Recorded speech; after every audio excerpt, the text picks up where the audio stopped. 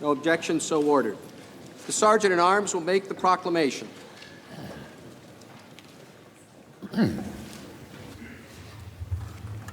Hear ye, hear ye, hear ye. All persons are commanded to keep silent on pain of imprisonment while the Senate of the United States is sitting for the trial of the articles of impeachment exhibited by the House of Representatives against Donald John Trump, President of the United States. The Majority Leader is recognized.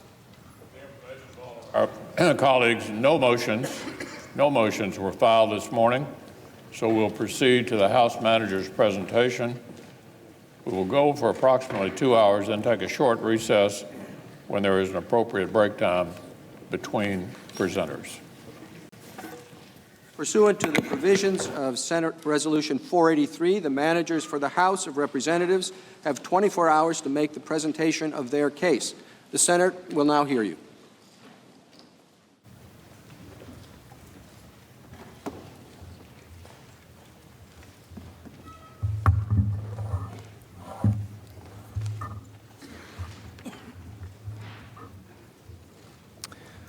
Mr. Chief Justice, Senators, Counsel for the President, and my fellow House managers, I want to begin by thanking you, Chief Justice, for a very long day, for the way you have presided over these proceedings. And I want to thank the senators also. We went well into the morning, as you know, until I believe around 2 in the morning. And you paid attention to every word and argument you heard from both sides in this impeachment trial, and I know we are both deeply grateful for that.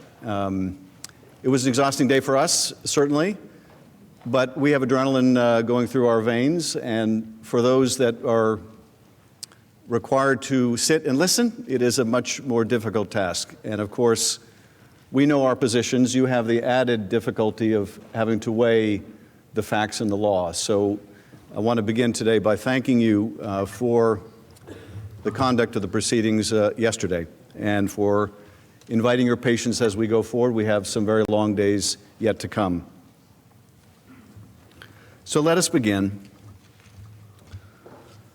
When a man, unprincipled in private life, desperate in his fortune, bold in his temper, possessed of considerable talents, having the advantage of military habits, despotic in his ordinary demeanor, known to have scoffed in private at the principles of liberty, when such a man is seen to mount the hobby horse of popularity, to join in the cry of danger to liberty, to take every opportunity of embarrassing the general government and bringing it under suspicion, to flatter and fall in with all the nonsense of the zealots of the day, it may justly be suspected that his object is to throw things into confusion, that he might ride the storm and direct the whirlwind. Those words were written by Alexander Hamilton in a letter to President George Washington at the height of the Panic of 1792, a financial credit crisis that shook our young nation. Hamilton was responding to sentiments relayed to Washington as he traveled the country that America, in the face of that crisis, might descend from a Republican form of government, plunging instead into that of monarchy. The framers of the Constitution worried then, as we worry today, that a leader might come to power not to carry out the will of the people that he was elected to represent, but to pursue his own interests.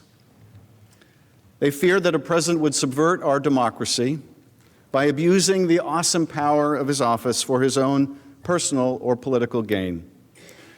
And so they devised a remedy as powerful as the evil it was meant to combat: impeachment. As centuries have passed, our founders have achieved an almost mythical character. We are aware of their flaws, certainly some very painful and pronounced indeed. And yet, when it came to the drafting of a new system of government never seen before and with no guarantee it would succeed, we cannot help but be in awe of their genius, their prescience even, vindicated time and time again. Still, and maybe because of their brilliance and the brilliance of their words, we find year after year it more difficult to imagine them as human beings, This is no less true of Alexander Hamilton, notwithstanding his recent return to celebrity. But they were human beings. They understood human frailties even as they exhibited them. They could appreciate just as we can how power can corrupt, and even as we struggle to understand how the framers might have responded to presidential misconduct of the kind and character that we are here to try, we should not imagine for one moment that they lacked basic common sense or refused to apply it ourselves. They knew what it was like to live under a despot, and they risked their lives to be free of it. They knew they were creating an enormously powerful executive, and they knew they needed to constrain it. They did not intend for the power of impeachment to be used frequently or over mere matters of policy, but they put it in the Constitution for a reason, for a man who would subvert the interests of the nation to pursue his own interests, for a man who would seek to perpetuate himself in office by inviting foreign interference and cheating in an election, for a man who would be disdainful of power, ignoring or defeating the other branches of government and their co-equal powers, for a man who believed that the Constitution gave him the right to do anything he wanted and practiced in the art of deception, for a man who believed that he was above the law and beholden to no one, for a man, in short, who would be a king. We are here today in this hallowed chamber, undertaking this solemn action for only the third time in history because Donald J. Trump, the 45th President of the United States, has acted precisely as Hamilton and his contemporaries feared. President Trump solicited foreign interference in our democratic elections, abusing the power of his office to seek help from abroad to improve his re-election prospects at home. And when he was caught, he used the powers of that office to obstruct the investigation into his own misconduct. To implement this corrupt scheme, President Trump pressured the president of Ukraine to publicly announce investigations into two discredited allegations that would benefit President Trump's 2020 presidential campaign. When the Ukrainian president did not immediately assent, President Trump withheld two official acts to induce the Ukrainian leader to comply: a head of state meeting in the Oval Office and military funding. Both were of great consequence to Ukraine and to our national interest and security, but one looms largest. President Trump withheld hundreds of millions of dollars in military aid to a strategic partner at war with Russia to secure foreign help with his re-election. In other words, to cheat. In this way, the president used official state powers available only to him and unavailable to any political opponent to advantage himself in a democratic election. His scheme was undertaken for a simple but corrupt reason: to help him win re-election in 2020. But the effect of his scheme was to undermine our free and fair elections and to put our national security at risk. It was not even necessary that Ukraine undertake the political investigations the president was seeking. They merely had to announce them. This is significant, for President Trump had no interest in fighting corruption, as he would claim after he was caught. Rather, his interest was in furthering corruption by the announcement of investigations that were completely without merit. The first sham investigation that President Trump desired was into former Vice President Joe Biden, who had sought the removal of a corrupt Ukrainian prosecutor during the previous U.S. administration. The Vice President acted in accordance with U.S. official policy at the time and was supported unanimously by our European allies and key global financial institutions such as the International Monetary Fund that shared the concern over corruption. Despite this fact, in the course of this scheme, President Trump and his agents pressed the Ukrainian president to announce an investigation into the false claim that Vice President Biden wanted the corrupt prosecutor removed from power in order to stop an investigation into Burisma Holdings. National Monetary Board, Biden's son Hunter sat. This allegation is simply untrue and it has been widely debunked by Ukrainian and American experts alike. That reality mattered not to President Trump. To him, the value in promoting a negative tale about former Vice President Biden, true or false, was its usefulness to his re-election campaign. It was a smear tactic against a political opponent that President Trump apparently feared. Remarkably, but predictably, Russia too has sought to support this effort to smear Mr. Biden, reportedly hacking into the Ukrainian energy company at the center of the president's disinformation campaign only last week. Russia almost certainly was looking for information related to the former vice president's son so that the Kremlin could also weaponize it against Mr. Biden, just like it did against Hillary Clinton in 2016 when Russia hacked and released emails from her presidential campaign. And President Trump has made it abundantly clear that he would like nothing more than to make use of such dirt against Mr. Biden, just as he made use of Secretary Clinton's hacked and released emails in his previous presidential campaign. Which brings us to the other sham investigation that President Trump demanded that the Ukrainian leader announce. This investigation was related to a debunked conspiracy theory alleging that Ukraine, not Russia, interfered in the 2016 presidential election. This narrative, propagated by the Russian intelligence services, contends that Ukraine sought to help Hillary Clinton and harm then-candidate Trump, and that a computer server providing this fiction is hidden somewhere in Ukraine. That is the so-called CrowdStrike conspiracy theory.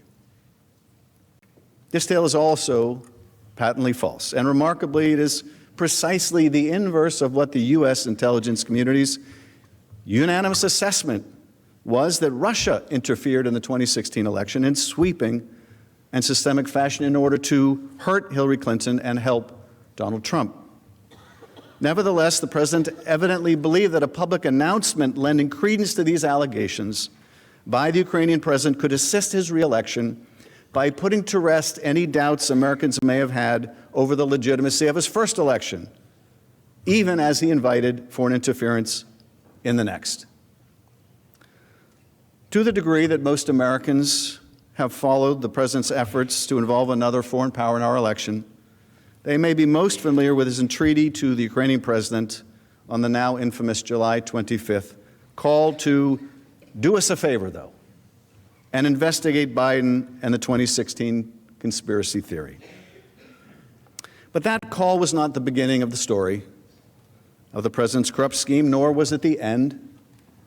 Rather, it was merely part, although a significant part, of a months-long effort by President Trump and his allies and associates who applied significant and increasing pressure on Ukraine to announce these two politically motivated investigations.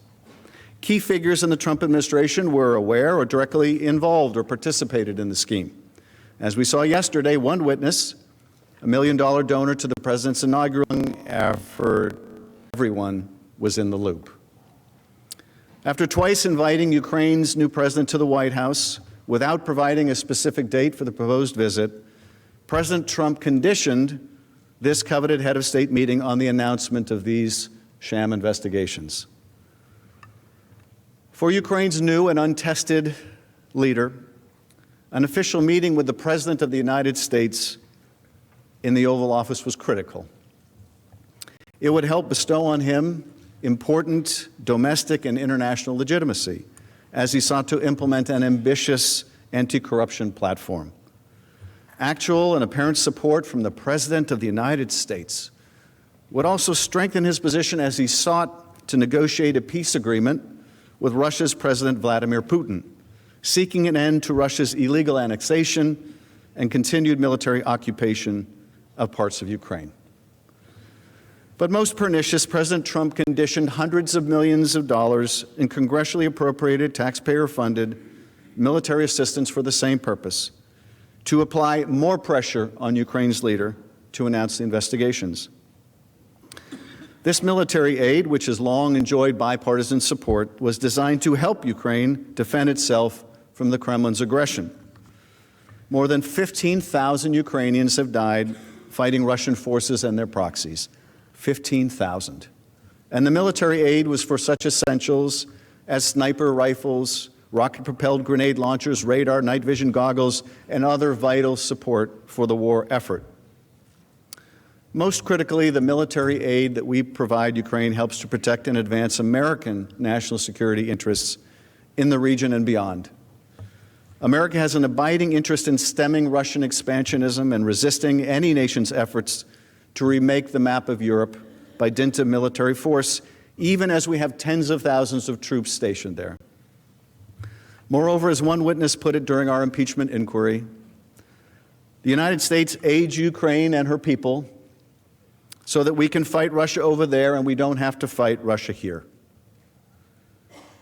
Now, when the president's scheme was exposed and the House of Representatives properly performed its constitutional responsibility to investigate the matter, President Trump used the same unrivaled authority at his disposal as Commander-in-Chief to cover up his wrongdoing.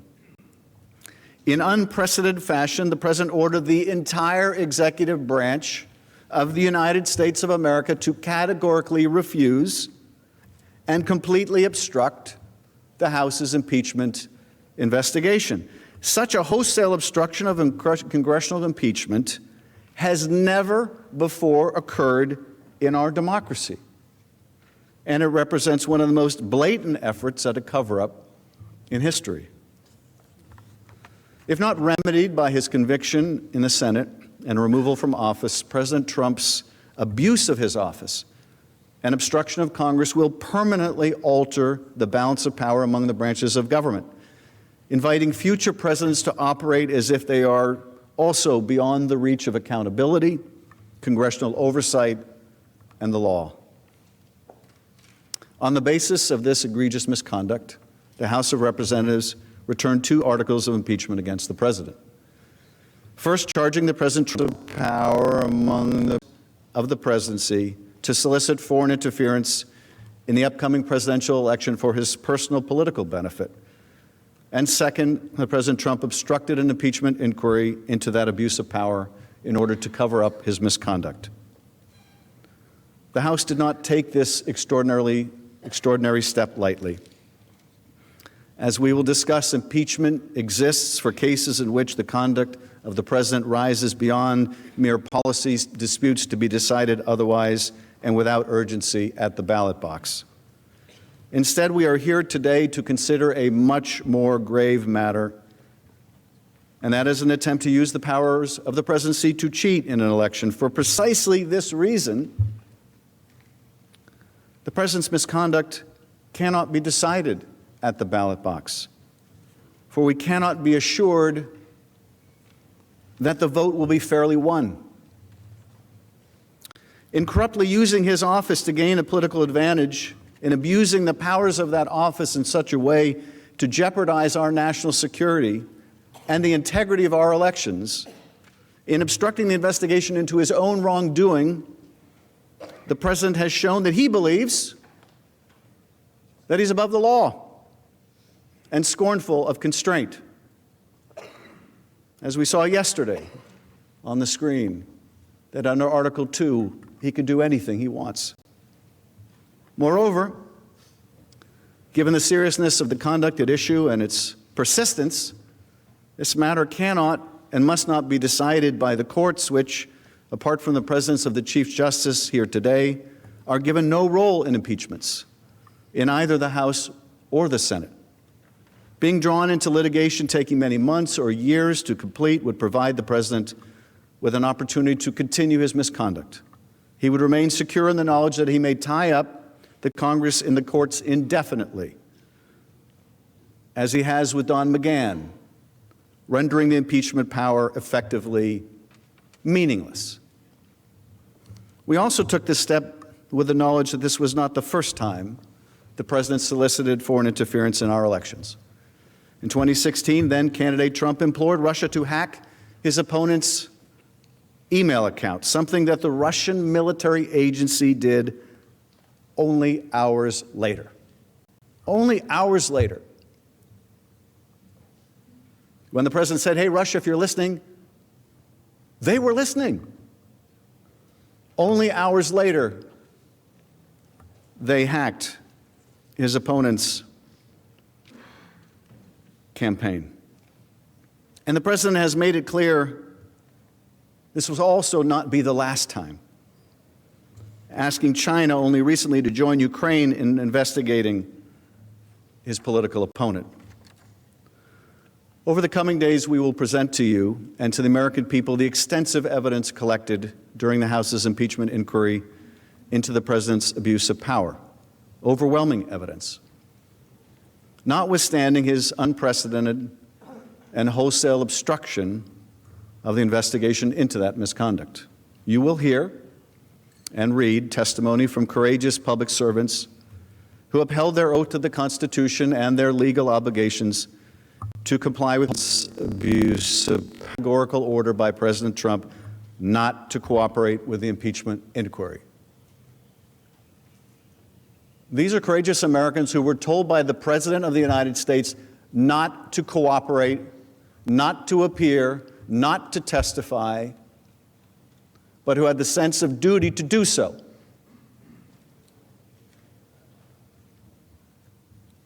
But more than that, you will hear from witnesses who have not yet testified, like John Bolton and Mick Mulvaney, Mr. Blair and Mr. Duffy.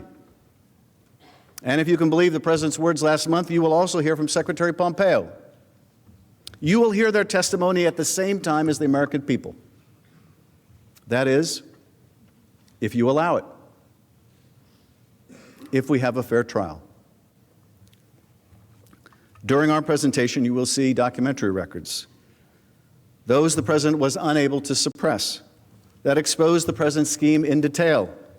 You will learn of further evidence that has been revealed in the days since the House voted to impeach President Trump, even as the President and his agents have persisted in their efforts to cover up their wrongdoing from Congress and the public. And you will see dozens of new documents providing new and critical evidence of the President's guilt that remain at this time in the President's hands and in the hands of the Department of Defense and the Department of State and the Office of Management and Budget, even the White House. You will see them, and so will the American people, if you allow it. If, in the name of a fair trial, you will demand it. These are politically charged times. Tempers can run high, particularly where this president is concerned. But these are not unique times. Deep divisions and disagreements were hardly alien concepts to the framers.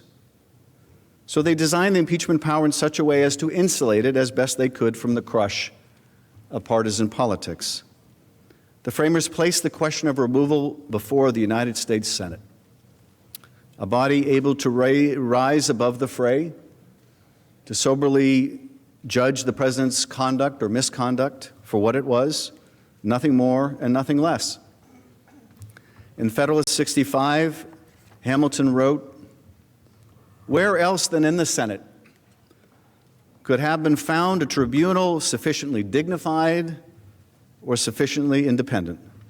What other body would be likely to feel confidence enough in its own situation to preserve, unawed and uninfluenced, the necessary impartiality between an individual accused and the representatives of the people, his accuser?"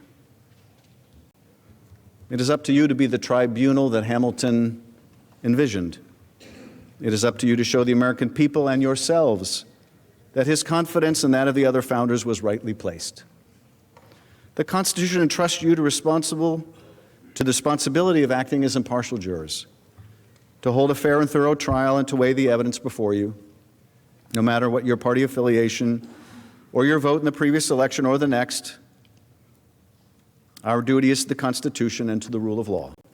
The founders was right. Recognize there will be times during the trial that you may long to return to the business of the Senate. The American people look forward to the same. But not before you decide what kind of democracy that you believe we ought to be, and what the American people have a right to expect in the conduct of their president. The House believes that an impartial juror, upon hearing the evidence that the managers will lay out in the coming days, will find that the Constitution demands the removal of Donald J. Trump from his office as President of the United States. But that will be for you to decide, with the weight of history upon you, and as President Kennedy once said, a good conscience your only sure reward. In drafting our Constitution, the framers designed a new and untested form of government. It would be based on free and fair elections to ensure that our political leaders would be chosen democratically and by citizens of our country alone. Having broken free from a king with unbridled authority who often placed his own interests above that of the people, the framers established a structure that would guarantee that the chief executive's power flowed only from his obligation to the people, rather than from a sovereign whose power was conferred on him by divine right. In this new architecture, no branch of government or individual would predominate over another. In this way, the founders ensured that their elected leaders and their president would use the powers of office only to undertake that which the people desired, and not for their personal aggrandizement or enrichment. What did those who rebelled and fought a revolution desire?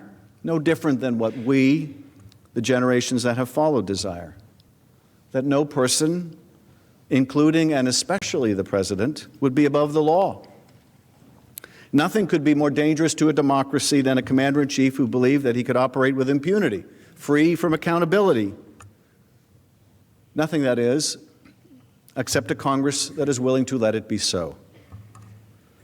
To ensure that no such threat could take root and subvert our fledgling democracy, the framers divided power among three co-equal branches of government: the executive, the legislative, and the judicial branches, so that ambition may be made to counter ambition. They provided for presidential elections every 4 years, and the framers required that the president swear an oath to faithfully execute the law and to preserve, protect, and defend the Constitution of the United States. Even with these guardrails in place, the framers understood that an individual could come to power who defied that solemn oath, who pursued his own interests rather than those of the country he led. For that reason, the framers adopted a tool used by the British Parliament to constrain its officials: the power of impeachment. Rather than a mechanism to overturn an election, impeachment would be a remedy of last resort. And unlike in England, the framers applied this ultimate check to the highest office in the land, to the President of the United States. Impeachment and removal of a duly elected president was not intended for policy disputes or poor administration of the state. Instead, the framers had in mind the most serious of offenses. Hamilton explained that impeachment was not designed to cover only statutory or common law crimes, but instead crimes against the body politic. Hamilton wrote, "The subjects of its jurisdiction are those offenses which proceed from the misconduct of public men, or in other words, from the abuse or violation of some public trust. They are of a nature which may with peculiar propriety be denominated political, as they relate chiefly to injuries done immediately to society itself." In other words, impeachment would be confined to abuses of people's trust and to the society itself. This is precisely the abuse that has been undertaken by our current president when he withheld money in support for an ally at war to secure a political benefit. The punishment for those crimes would fit the political nature of the offense. As James Wilson, a delegate at the Constitutional Convention and a future Associate Justice of the Supreme Court, reasoned, impeachments are confined to political characters, to political crimes and misdemeanors, and to political punishments. That punishment, the framers determined, would be neither prison nor fines, but instead limited to removal from office and disqualification from holding future office. The framers chose to undertake impeachment for treason, bribery, or other high crimes and misdemeanors to underscore the requirement of an offense against society. In this phrase, high modifies both the crimes and the misdemeanors, in that both relate to a high injustice, a transgression committed against the people and to the public trust. The framers had two broad categories in mind: those actions that are facially permissible under the president's authority but are based on corrupt motives, such as seeking to obtain a personal benefit through public office, and those that far exceed the president's constitutional authority or violate the legal limits on that authority. In Article 1, we deal with the first evil, which the framers wish to guard against, that is, cases in which a president corruptly misused the power otherwise bestowed on him to secure a personal reward. Guarding against a president who undertakes official acts with the corrupt motive of helping himself is at the heart of the impeachment power. As one scholar explained, the president's duty to faithfully execute the law requires that he undertakes actions only when motivated in the public interest rather than in their private self-interest. Efforts to withhold official acts for personal gain countermand the president's sacred oath and therefore constitute impeachable behavior as it was conceived of by the framers. In Article 2, we also deal with a second evil contemplated by the founders, who made it clear that the president ought not operate beyond the limits placed on him by legislative and judicial branches. Impeachment was warranted for a president who usurped the power of the Constitution that was not granted to him, such as to defy Congress the right to determine the propriety, the scope, and the nature of an impeachment inquiry into his own misconduct.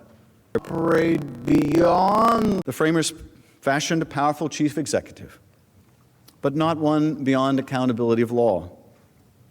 When a president wields power in ways that are inappropriate and seek to extinguish the rights of the Congress,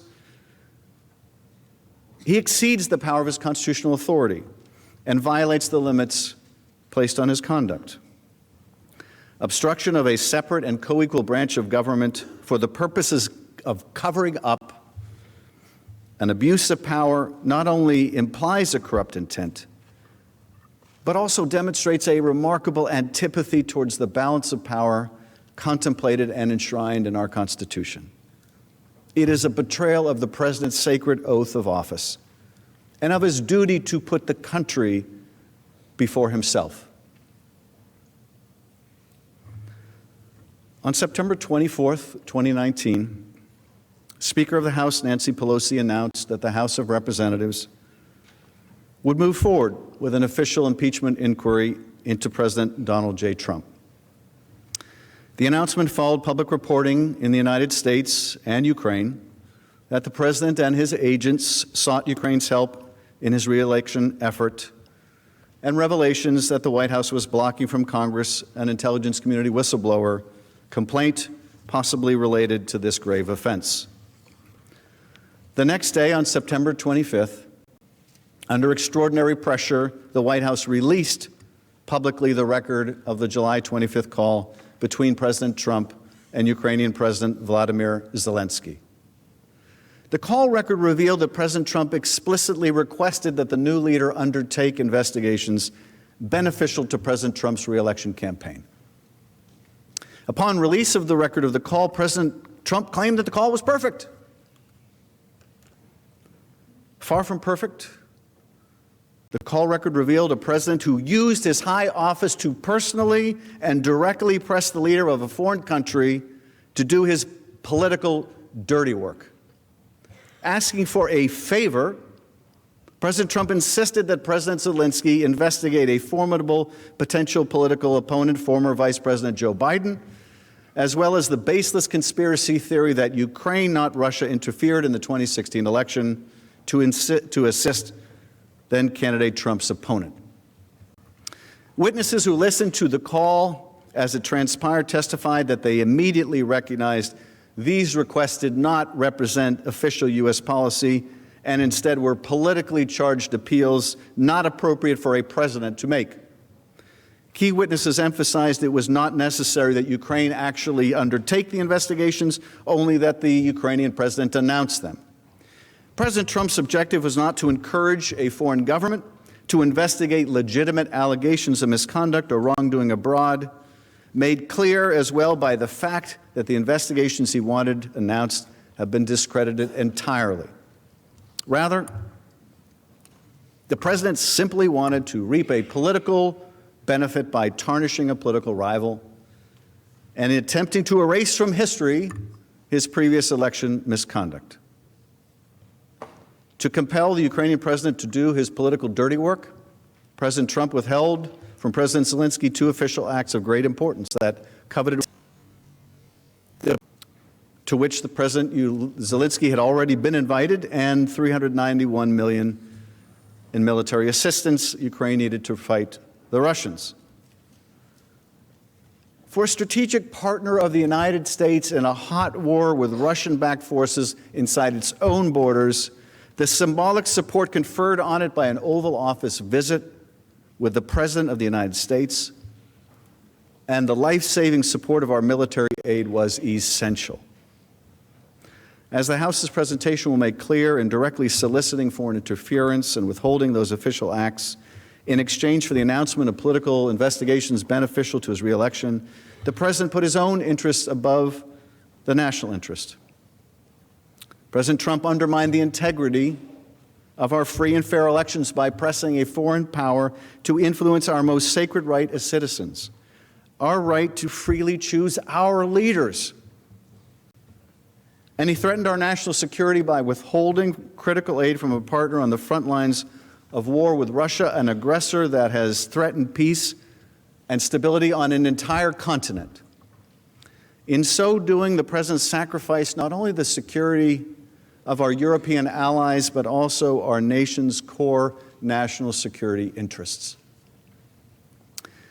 President Trump undertook this pressure campaign through hand-picked agents inside and outside of government who circumvented traditional policy channels.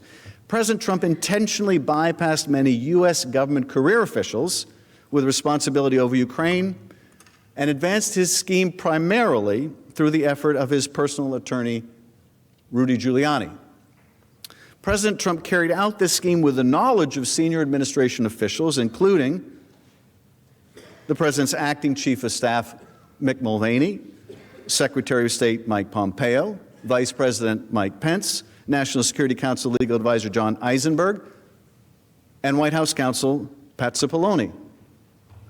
When the President became aware that the scheme would be uncovered, he undertook an unprecedented effort to obstruct the House of Representatives' impeachment inquiry and to hide it from the public and from Congress, including all evidence related to his misconduct. That cover-up continues today, as the administration has not provided a single document pursuant to lawful subpoenas by the House. Administration also continues to prevent witnesses from cooperating, further obstructing the House, efforts the President is no doubt proud of, but which threaten the integrity of this institution, of this Congress as a co-equal branch of power. Our ability not only to do oversight, but to hold a president who is unindictable accountable. But despite these efforts to obstruct our inquiry, the House of Representatives uncovered overwhelming evidence related to the president's misconduct through interviews with 17 witnesses who appeared before the Intelligence, Oversight and Reform, and Foreign Affairs committees. Many of these witnesses bravely defied White House orders not to comply with duly authorized congressional subpoenas.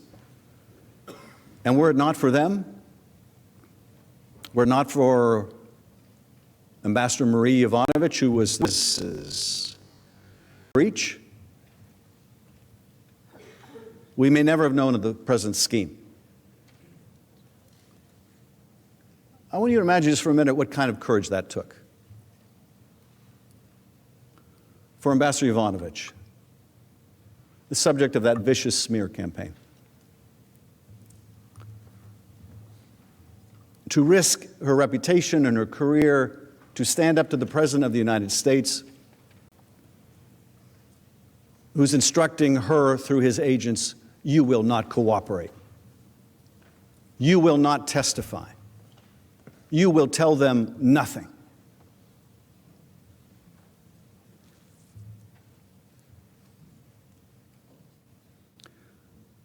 Or Bill Taylor, West Point graduate, Vietnam veteran, with a Bronze Star, and something he was even more proud of, the Combat Infantryman's Badge.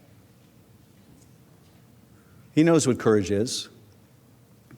He showed a different kind of courage in Vietnam, but he also showed courage, as did others, in coming forward, in defying the president's order that he obstruct, to tell the American people what he knew.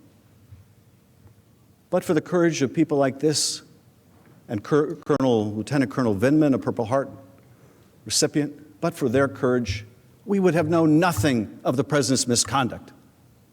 Nothing. When the president directs his ire towards these people, this is why. Because they showed the courage to come forward. Now, we held in the Intelligence Committee 7 open hearings with 12 fact witnesses. Separately, the Judiciary Committee held public hearings with constitutional law experts and counsel from the House Intelligence Committee as it sought to determine whether to draft and consider articles of impeachment. The House also collected text messages related to the president's scheme from a witness who provided limited personal communications. Since the conclusion of our inquiry, new evidence has continued to come to light through court-ordered releases of administration documents and public reporting, underscoring that there is significantly more evidence of the president's guilt, which he continues to block from Congress, including the Senate. Nevertheless, the documents and testimony that we were able to collect paints an overwhelming and damning picture of the president's efforts to use the powers of his office to corruptly solicit foreign help in his reelection campaign and withhold official acts and military aid to compel that support. Over the coming days, you will hear remarkably consistent evidence of President Trump's corrupt scheme and cover-up. When you focus on the evidence uncovered during the investigation, you will appreciate there is no serious dispute about the facts underlying the president's conduct. And this is why you will hear the president's lawyers make the astounding claim that you can't impeach a president for abusing the powers of his investigation. Because they can't seriously contest that that is exactly what he did. And so they must go find a lawyer somewhere. Apparently, they could not go to their own attorney general, who was just reported in a memo he wrote as part of the audition for attorney general, which opined that a president can be impeached for abusing the public trust. Couldn't go to Bill Barr for that opinion. Couldn't go to even Jonathan Turley, their expert in the House, for that opinion. No, they had to go outside of these experts, outside of the constitutional law, to a criminal defense lawyer and professor. And why? Because they can't contest the facts. The president was the key player in the scheme. Everyone was in the loop. He directed the actions of his team. He personally asked a foreign government to investigate his opponent. These facts are not in dispute. Ultimately, the question for you is whether the president's undisputed actions require the removal of the 45th president of the United States from office, because he abused his office and the public trust by using his power for personal gain, by seeking illicit foreign assistance in his reelection and covering it up. Other than voting on whether to send our men and women to war, there is, I think, no greater responsibility before you than the one before you now. The oath that you've taken to impartially weigh the facts and evidence requires serious and objective consideration. decisions that are about country, not party, about the Constitution, not politics, about what is right and what is wrong. After you consider the evidence and weigh your oath to render a fair and impartial verdict, I suggest to you today the only conclusion consistent with the facts and law, not just the law but the Constitution, is clear, as described by a constitutional law expert's testimony before the House. If this conduct is not impeachable, then nothing is. Let me take a moment to describe to you how we intend to present the case over the coming days. Today, you will hear the details of the President's corrupt scheme in narrative form, illustrating the timeline of the effort through the testimony of numerous witnesses who came before the House, as well as the documents and materials we collected as evidence during the investigation. After you hear the factual chronology, we will then discuss the constitutional framework of impeachment as it was envisioned by the founders, before we analyze how the facts of the President's misconduct and cover-up lead to the conclusion that the President undertook the sort of corrupt course of conduct that impeachment was intended to remedy. Let me start with a preview of the President's scheme, the details of which you'll hear during the course of this day. President Trump's months-long scheme to extract help in his 2020 re-election campaign from the new Ukrainian president involved an effort to solicit and then compel the new leader to announce political investigations. The announcement would reference two specific investigations this day: to undermine the unanimous consensus of our intelligence agencies, Congress, and Special Counsel Robert Mueller that Russia interfered in the 2016 election to help then-candidate Trump, and another to hurt the presidency of former Vice President Joe Biden. The Kremlin itself has been responsible for first propagating one of the two false narratives that the president desired. In February 2017, less than a month after the U.S. intelligence community released its assessment that Russia alone was responsible for a covert influence campaign designed to help President Trump win the 2016 election, President Putin said, "As we all know, during the presidential campaign in the United States, the Ukrainian government adopted a unilateral position in favor of one of the candidates, in favor of one candidate. More than that, certain oligarchs, certainly with the approval of political leadership, funded this candidate, or female candidate to be more precise." Those were Putin's words, February 2nd, 2017. Of course, this is false and is part of a Russian counter-narrative that President Trump and some of his allies have adopted. Fiona Hill, Senior Director for Europe and Russia at the National Security Council, described Russia's effort to promote this baseless theory. Based on questions and statements I've heard, some of you on this committee appear to believe that Russia and its security services did not conduct a campaign against our country, and that perhaps, somehow, for some reason, Ukraine did. This is a fictional narrative that has been perpetrated and propagated by the Russian security services themselves. The unfortunate truth is that Russia was the foreign power that systematically attacked our democratic institutions in 2016. This is the public conclusion of our intelligence agencies, confirmed in bipartisan congressional reports. It is beyond dispute, even if some of the underlying details must remain classified. This, of course, was not the first time that President Trump embraced Russian activity and disinformation. On July 24 of last year, Special Counsel Robert Mueller testified before Congress that Russia interfered in the 2016 election in a, quote, sweeping and systemic fashion to benefit Donald Trump's political campaign. Mueller and his team found that, quote, the Russian government perceived that it would benefit from a Trump presidency and worked to secure that outcome.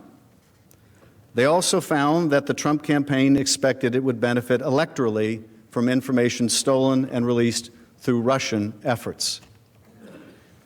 And just as he solicited help from Ukraine in 2019, in 2016, then candidate Trump also solicited help from Russia in his election effort. As you will recall, at a rally in Florida, he said the following. Russia, if you're listening, I hope you're able to find the 30,000 emails that are missing. I think you will probably be rewarded mightily by our press. Let's see if that happens. Following Special Counsel Mueller's testimony, during which he warned against future interference in our elections, did the president recognize the threat posed to our democracy and renounce Russian interference in our democracy? Did he choose to stand with his own intelligence agencies, both houses of Congress, and the special counsel's investigation in affirming that Russia interfered in our last election? He did not. Instead, only one day after special counsel Mueller testified before Congress, empowered in the belief that he had evaded accountability for making use of foreign support in our last election, President Trump was on the phone with the president of Ukraine, pressing him to intervene on President Trump's behalf in the next election. Let's take a moment to let that sink in. July 24th, Bob Mueller concludes a lengthy investigation. He comes before the Congress. He testifies that Russia systemically interfered in our election to help elect Donald Trump, that the campaign understood that, and they willfully made use of that help. July 24th, that's what happens. The very next day,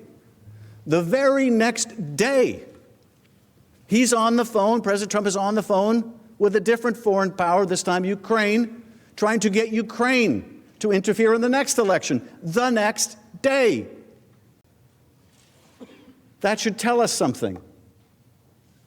That should tell us something. He did not feel shamed by what the special counsel found. He did not feel deterred by what the special counsel found. He felt emboldened by escaping accountability. For the very next day, he's on the phone soliciting foreign interference again.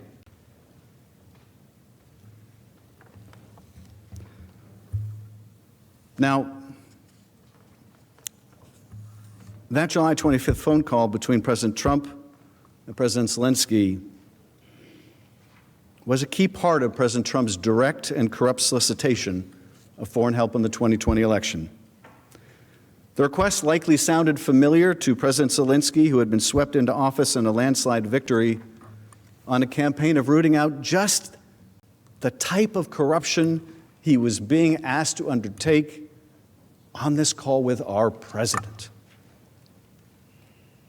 Zelensky campaigned as a reformer, as someone outside of politics who would come up and clean up corruption, who would end the political prosecutions, end the political investigations, and what is his most important and powerful patron asking him to do exactly what he campaigned against. No wonder he resisted this pressure campaign. Now, President Trump had been provided talking points for discussion by the National Security Council staff beforehand, including recommendations to encourage President Zelensky to continue to promote anti-corruption reforms in Ukraine. So the National Security Staff understood what was in the U.S. national security interests, and that was rooting out corruption. And they encouraged the president to talk about it.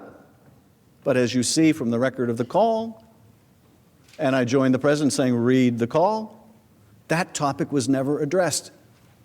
The word corruption never escapes his lips. Instead, President Trump openly pressed President Zelensky to pursue the two investigations that would benefit him personally.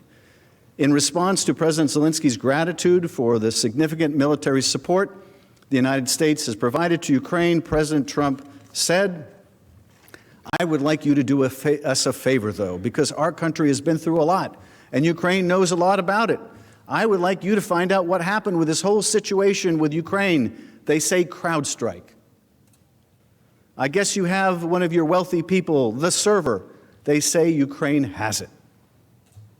That's that crazy conspiracy theory I talked about earlier, that there's this server somewhere in Ukraine that shows that, in fact, it was Ukraine that hacked the DNC, not the Russians.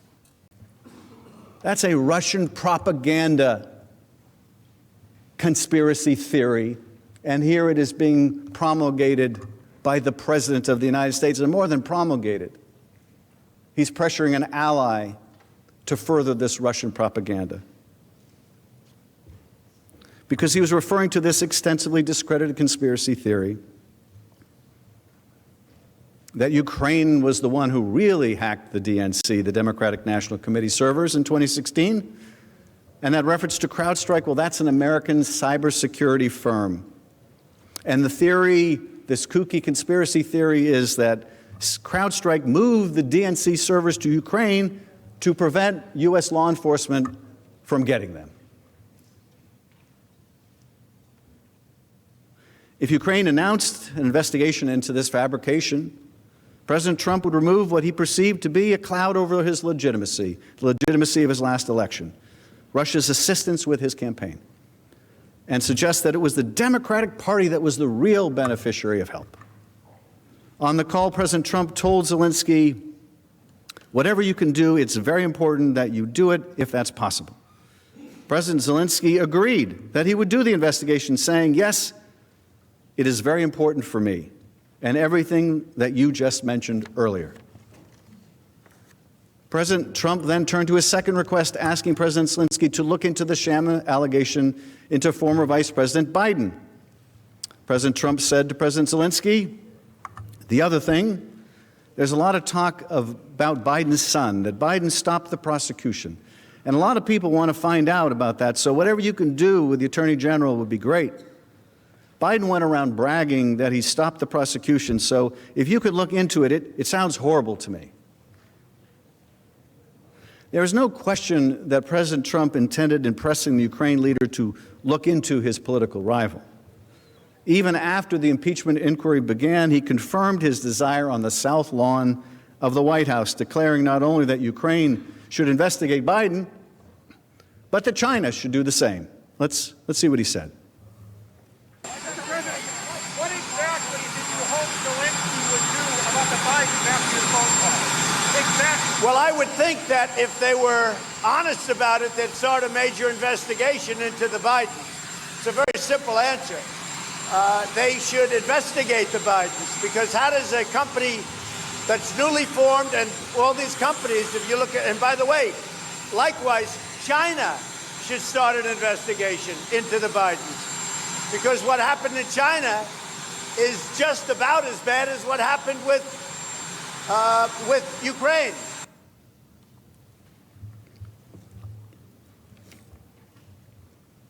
Now, the day after that July 25th phone call, President Trump sought confirmation that President Zelensky understood his request to announce the politically motivated investigations and that he would follow through. After meeting with Ukrainian officials, President Zelensky and his top aide, the president's handpicked ambassador to the European Union, Gordon Sondland, called President Trump from an outdoor restaurant in Kiev to report back. This was the second conversation between the two about Ukraine in as many days. David Holmes, an American diplomat, dining with Sondland over meeting with Ukraine, including the president's voice through the cell phone. I described part of that call last night. Holmes testified that President Trump asked Sondland, so he's going to do the investigation? Sondland replied that he's going to do it, adding that President Zelensky will do anything you ask him to. After the phone call, Holmes took the opportunity to ask Ambassador Sondland for his candid impression of the president's views on Ukraine. According to Holmes, in particular, I asked Ambassador Sondland if it was true that the president did not give an expletive about Ukraine. Ambassador Sondland agreed that the president did not give an expletive about Ukraine. I asked why not. And Ambassador Sondland stated that the president only cares about big stuff. I noted there was big stuff going on in Ukraine, like a war with Russia. And Ambassador Sondland replied that he meant big stuff that benefits the president, like the Biden investigation that Mr. Giuliani was pushing. The conversation then moved on to other topics. Those 3 days in July, the 24th, the 25th, and the 26th, reveal a lot about President Trump's effort to solicit help from a foreign country in assisting his own reelection. On the 24th, Special Counsel Mueller testifies that Russia interfered in our 2016 election to assist the Trump campaign, which knew about the interference, welcomed it, and utilized it. That's the 24th. The 25th is the day of the call, when President Trump, believing he'd escaped accountability for Russian meddling in the first election and his welcoming of it, asked the Ukrainian president to help him undermine the special counsel's conclusion and help him smear a political opponent, former Vice President Biden. And then the third day in a row in July, President Trump sought to ensure that Ukraine had received his request and understood it and would take the necessary steps to announce the investigations that he wanted. 3 days in July. In many ways, those 3 days in July tell so much of this story. This course of conduct alone should astound all of us who value the sanctity of our elections and who understand that the vast powers of the presidency are reserved only for actions which benefit the country as a whole, rather than the political fortunes of any one individual. President Trump's effort to use an official head of state phone call to solicit the announcement of investigations helpful to his reelection is not only conduct unbecoming a president, but it is conduct of one who believes that the powers of his high office are political tools to be wielded against his opponents, including by asking a foreign government to investigate a United States citizen and for a corrupt purpose. That alone is grounds for removal from office of the 45th president. But these 3 days in July were neither the beginning nor the end of this scheme. President Trump, acting through agents inside and outside of the U.S. government, including his personal attorney, Rudy Giuliani, sought to compel Ukraine to announce the investigations by withholding the head of state meeting in the Oval Office until applied.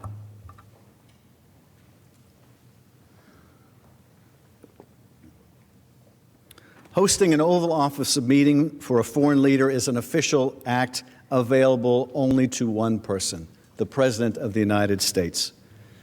And it is an official act that President Trump had already offered to President Zelensky during their first phone call on April 21st and in a subsequent letter to the Ukrainian leader. Multiple witnesses testified about the importance of a White House meeting for Ukraine. For example, Deputy Assistant Secretary George Kent explained that a White House meeting was very important for Ukrainians to demonstrate the strength of their relationship with Ukraine's strongest supporter. Dr. Fiona Hill of the National Security Council explained a White House meeting would supply the new Ukrainian government with, quote, the legitimacy it needed, especially vis-a-vis the Russians, and that the Ukrainians viewed a White House meeting as a recognition of their legitimacy as a sovereign state. This White House meeting would also prove to be important for 3 hand-picked agents whom President Trump placed in charge of U.S.-Ukraine issues: Ambassador Sondland, Ambassador Volker, and Energy Secretary Rick Perry, the so-called 3 amigos. They hope to convince President Trump to hold an Oval Office meeting with Zelensky. During a meeting of the 3 amigos on May 23rd, President Trump told them that Ukraine had tried to take him down in 2016. He then directed them, talk to Rudy Giuliani about Ukraine. It was immediately clear that Giuliani, who was pursuing the discredited investigations in Ukraine on the president's behalf, was the key to unlocking an Oval Office meeting for President Zelensky. Giuliani by then had said publicly that he was actively pursuing investigations President Trump corruptly desired and planning a trip to Ukraine. Giuliani admitted, quote, "We're not meddling in an election, we're meddling in an investigation."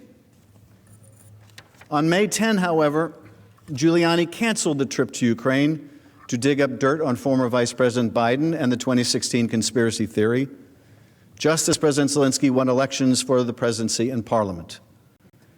Faced with a choice between working with Giuliani to pursue an Oval Office meeting, understanding it meant taking part in a corrupt effort to secure the political investigations, or abandoning efforts to support our Ukrainian ally, the president's agents fell into line. They would pursue the White House meeting and explain to Ukraine that announcements of the investigations was the price of admission. As Ambassador Sondland made clear, I know that members of this committee frequently frame these complicated issues in the form of a simple question: was there a quid pro quo? As I testified previously, with regard to the requested White House call and the White House meeting, the answer is yes. This quid pro quo was negotiated between the president's agents, Rudy Giuliani, and Ukrainian officials throughout the summer of 2019 in numerous telephone calls, texts, including during a meeting hosted by then National Security Advisor John Bolton on July 10th. Near the end of that July 10th meeting, after the Ukrainians again raised the issue of a White House visit, Ambassador Sondland blurted out that there would be agreement for a White House meeting once the investigations began. At that point, Bolton immediately stiffened and abruptly ended the meeting. During a subsequent discussion that day, Sondland was even more explicit. Lieutenant Colonel Alex Vindman, a director for Europe and Ukraine on the National Security Council, testified that Sondland began to discuss the deliverable required to get the White House meeting, which Sondland specifically mentioned was investigation of the Bidens. This is again in that meeting in the White House with a Ukrainian delegation and an American delegation. Sondland explained in that meeting he had an agreement with Acting Chief of Staff Mick Mulvaney, whereby President Zelensky would be granted the Oval Office meeting if he went forward with the investigations. After the meeting, Vindman's supervisor, Dr. Hill, reported back to Bolton, who told her to tell John Eisenberg, the National Security Council legal advisor, that he was not part of whatever drug deal Sondland and Mulvaney are cooking up on this. She reported her concerns, as did Vindman. It remains unclear what action, if any, Bolton or Eisenberg took once they were made aware of Mulvaney and Sondland's drug deal. Both refused to testify in our inquiry. However, Dr. Hill testified that she understood that Mr. Eisenberg informed Mr. Cipollone of her concerns about the drug deal. If this body is serious about a fair trial, one that is fair to the President and to the American people, we again urge you to allow the House to call both Eisenberg and Bolton, as well as other key witnesses with firsthand knowledge who refuse to testify before the House on the orders of the President. Additional testimony and documents are particularly important because, according to Sondland, everyone was in the loop when it came to the President's self-serving effort. In part relying on email excerpts, Sondland explained that the President's senior aides and cabinet officials knew that the White House meeting was predicated on Ukraine's announcement of the investigations beneficial to the President's political campaign. Hill characterized the quid pro quo succinctly. But it struck me yesterday when you put up on the screen Ambassador Sondland's emails and who was on these emails, and he said, these are the people who need to know, that he was absolutely right, because he was being involved in a domestic political errand. And we were being involved in national security foreign policy, and those two things had just diverged. In effect, President Zelensky was being drawn into this domestic political errand. He grew wary of becoming involved in another country's election and domestic affairs. Bill Taylor, the acting U.S. ambassador to Ukraine at the time, described a conversation he had with a senior aide to the Ukrainian leader. He said, also, he grew conversation with Alexander Daniluk, President Zelensky's national security advisor, who emphasized that President Zelensky did not want to be used as an instrument in a U.S. re-election campaign. Remember that conversation when you hear counsel say that the Ukrainians felt no pressure to be involved in a U.S. re-election campaign. But that concern did not deter President Trump. In his conversation with Sondland shortly before the 25th of July call, the president made clear that he not only wanted Ukraine to do the investigations or announce them, but also a White House meeting would only be scheduled if President Zelensky confirmed these investigations. As Volker communicated to President Zelensky's top aide by text less than 30 minutes before the phone call between Trump and Zelensky, and again, we're talking about July 25th, in a text 30 minutes before the Trump-Zelensky phone call, here's what is said. With Volker texting Andrei Yermak, a top aide to President Zelensky, "Good lunch. Thanks. Heard from White House. Assuming President Z convinces Trump he will investigate, quote, get to the bottom of what happened, unquote, in 2016, we will nail down date for visit to Washington. Good luck. See you tomorrow. Kurt." Well, those words couldn't be much clearer. Assuming President Z convinces Trump he will investigate, get to the bottom of what happened in 2016, we'll nail down the visit to Washington. That's a text 30 minutes before that call. Counsel for the president would like you to think this is just about that call. You don't get to look outside the four corners of that call. They don't want you to look at the months that went into preparing for that call or the months of pressure that followed it. But you can just look at, right now, what happened 30 minutes before that call in this text message. Heard from White House, assuming President Z convinces Trump he will investigate, get to the bottom of what happened in 2016. If you were wondering how it seemed that President Zelensky was aware of what he was going to be asked on that call, this is how you can tell. He was prepped. Of course he was prepped. And in fact, the missing reference in the call record to Burisma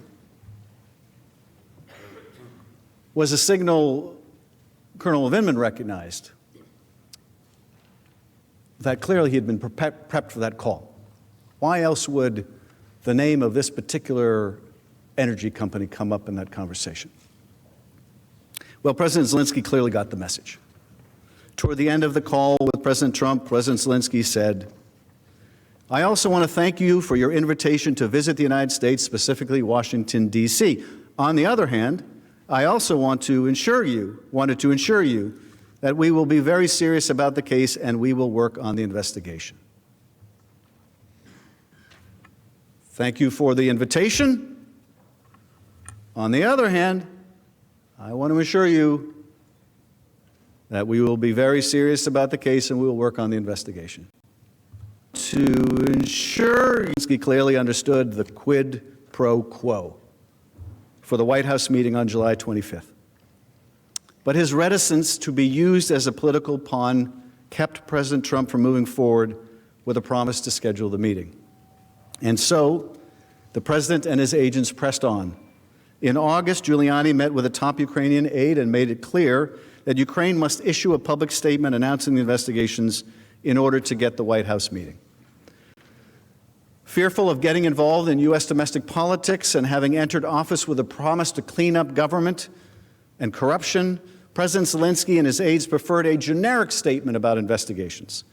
But Giuliani insisted, no, the statement must include 2 specific investigations that would benefit President Trump. Let's look at a comparison between the statement the Ukrainians preferred and the one that Giuliani required. So on the left, and I will read it in case you can't see the screens, The draft, the Yermak draft, the Ukrainian draft, says we intend to initiate and complete a transparent and unbiased investigation of all available facts and episodes, which in turn will prevent the recurrence of this problem in the future. That's pretty generic. But here's the Giuliani, Volker, Sondland response. This is what had to be included. We intend to initiate and complete a transparent and unbiased investigation of all available facts and episodes. Up to that point, it's exactly the same until you get to including those involving Burisma and the 2016 U.S. elections. And then it goes back to the Ukrainian draft, which in turn will prevent the recurrence of this problem in the future. You can see in this such graphic evidence, Ukrainians did not want to do this. They didn't even want to mention this. Giuliani had to insist, no, we're not going to be satisfied with some generic statement. After all, I think we can see, this isn't about corruption. No, this isn't about announcing investigations to damage Biden and to promote this fiction about the last election. So here in these texts, you see that Giuliani, Volker, and Sondland have added these references to Burisma, a thinly veiled reference to former Vice President Biden and the 2016 election. They wish to ensure the Ukrainians mentioned the sham investigations President Trump required. Now, the Ukrainians recoiled at the new statement, recognizing that releasing it would run directly counter to the anti-corruption platform that Zelensky campaigned on and would embroil them in U.S. election politics. As a result, Zelensky didn't get his White House meeting. He still hasn't gotten his White House meeting. Senators, witness testimony, text messages, emails, and the call record itself confirm a corrupt quid pro quo for the White House meeting, an official act available only to the President of the United States in exchange for the announcement of political investigations. The President and his allies have offered no explanation for this effort, except the President can abuse his office all he likes, and there's nothing you can do about it. Official act of it can't impeach him. That is because they cannot seriously dispute that President Trump corruptly used an official White House visit for a foreign leader to compel the Ukrainian president into helping him cheat in the next election. The White House meeting, of course, was not the only official act that President Trump conditioned on the announcement of investigations into Biden and the conspiracy theory meant to exonerate President Trump from Russians' interference on his behalf in the last election. In a far more draconian step, as we have discussed, the President withheld $391 million of military aid. Several weeks before this phone call with President Zelensky, but after Giuliani was already pressing Ukrainian officials to conduct the investigations his clients sought, President Trump ordered the hold on Ukraine's military aid. Significantly, this was after Congress had already been notified that most of it was prepared to be spent. Ukraine had met all of the critical conditions for anti-corruption and defense reforms in order to receive the funds. We conditioned the funds. They met the conditions. The funds were ready to go. At the time, and even today, witnesses uniformly testified that the order to hold the funding came without explanation to the foreign policy and national security officials responsible for Ukraine. The only message from the Office of Management and Budget was that the hold was implemented at the direction of the President. Since Russia's illegal incursion into Ukraine in 2014, the U.S. has maintained a bipartisan policy of delivering hundreds of millions of dollars of military aid to Ukraine each year, which several senators here have personally invested significant time and effort to ensure. And it was President Trump himself who originally authorized additional financial support for military assistance to Ukraine in 2017 and 2018, without reservation, making his abrupt decision to withhold assistance in 2019 without explanation all the more surprising to those responsible for Ukraine policy. That confusion, however, would soon disappear. The president used the hold on military aid as leverage to pressure Ukraine to announce these investigations that he hoped would help his re-election campaign. The only difference between the prior years, when the president approved the aid without question, and the inexplicable aid on hold in 2019, was the emergence of Joe Biden as a potentially formidable obstacle to the president's re-election.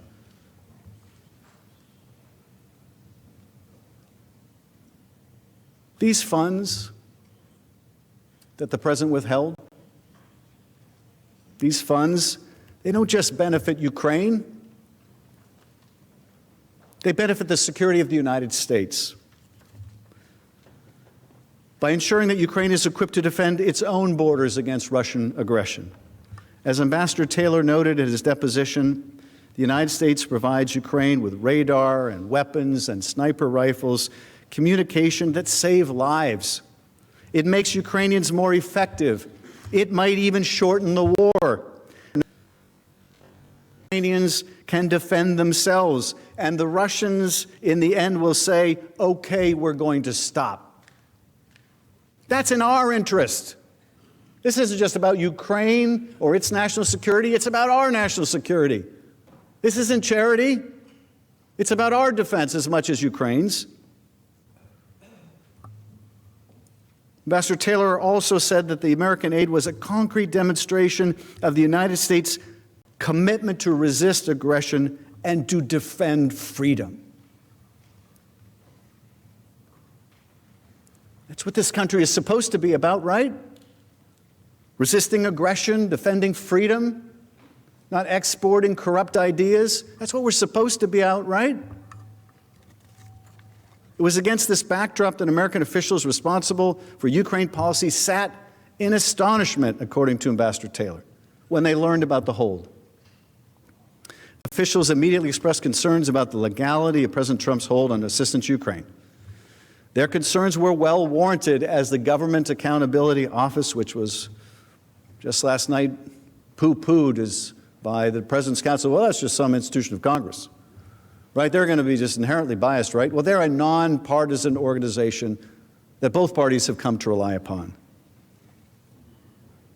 But I'm not surprised they don't like the conclusion of the GAO, because the Defense Department warned them that this was going to be the conclusion, and that conclusion was the hold on aid was not only wrong, it was not only immoral, it was also illegal. It violated the law, a law that we passed so that presidents could not refuse to spend money that we allocated for the defense of others and for ourselves.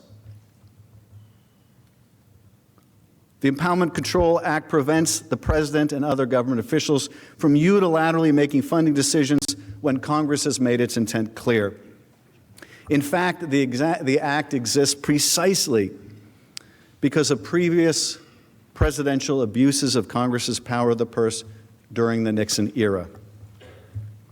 The nonpartisan GAO ruled that the hold on military aid was not only illegal, but that holding underscores the president's efforts to go to any lengths to ensure his own personal benefit, rather than take care that the laws be faithfully executed, as he swore he would do when he took his oath of office. Now, because of recent Freedom of Information Act responses and media reports, we now know additional details about how senior officials expressed serious reservations about the legality of the hold at the time. So this is not like some new surprise. This is not like something that just came out of the blue. Oh, an independent watchdog agency found this was illegal. No, they knew this was illegal at the time. These concerns were raised at the time. Certain individuals who may have further information about the hold have refused to testify the president's direction, including his chief of staff, Mick Mulvaney, his deputy, Robert Blair, OMB official Michael Duffy. All of them defied congressional subpoenas. But were included in important email communications that have been made public only recently. As you know, these House, Defense Department, OMB were subpoenaed by the House, and none was produced. None, at the President's direction and through Mr. Cipollone's intervention.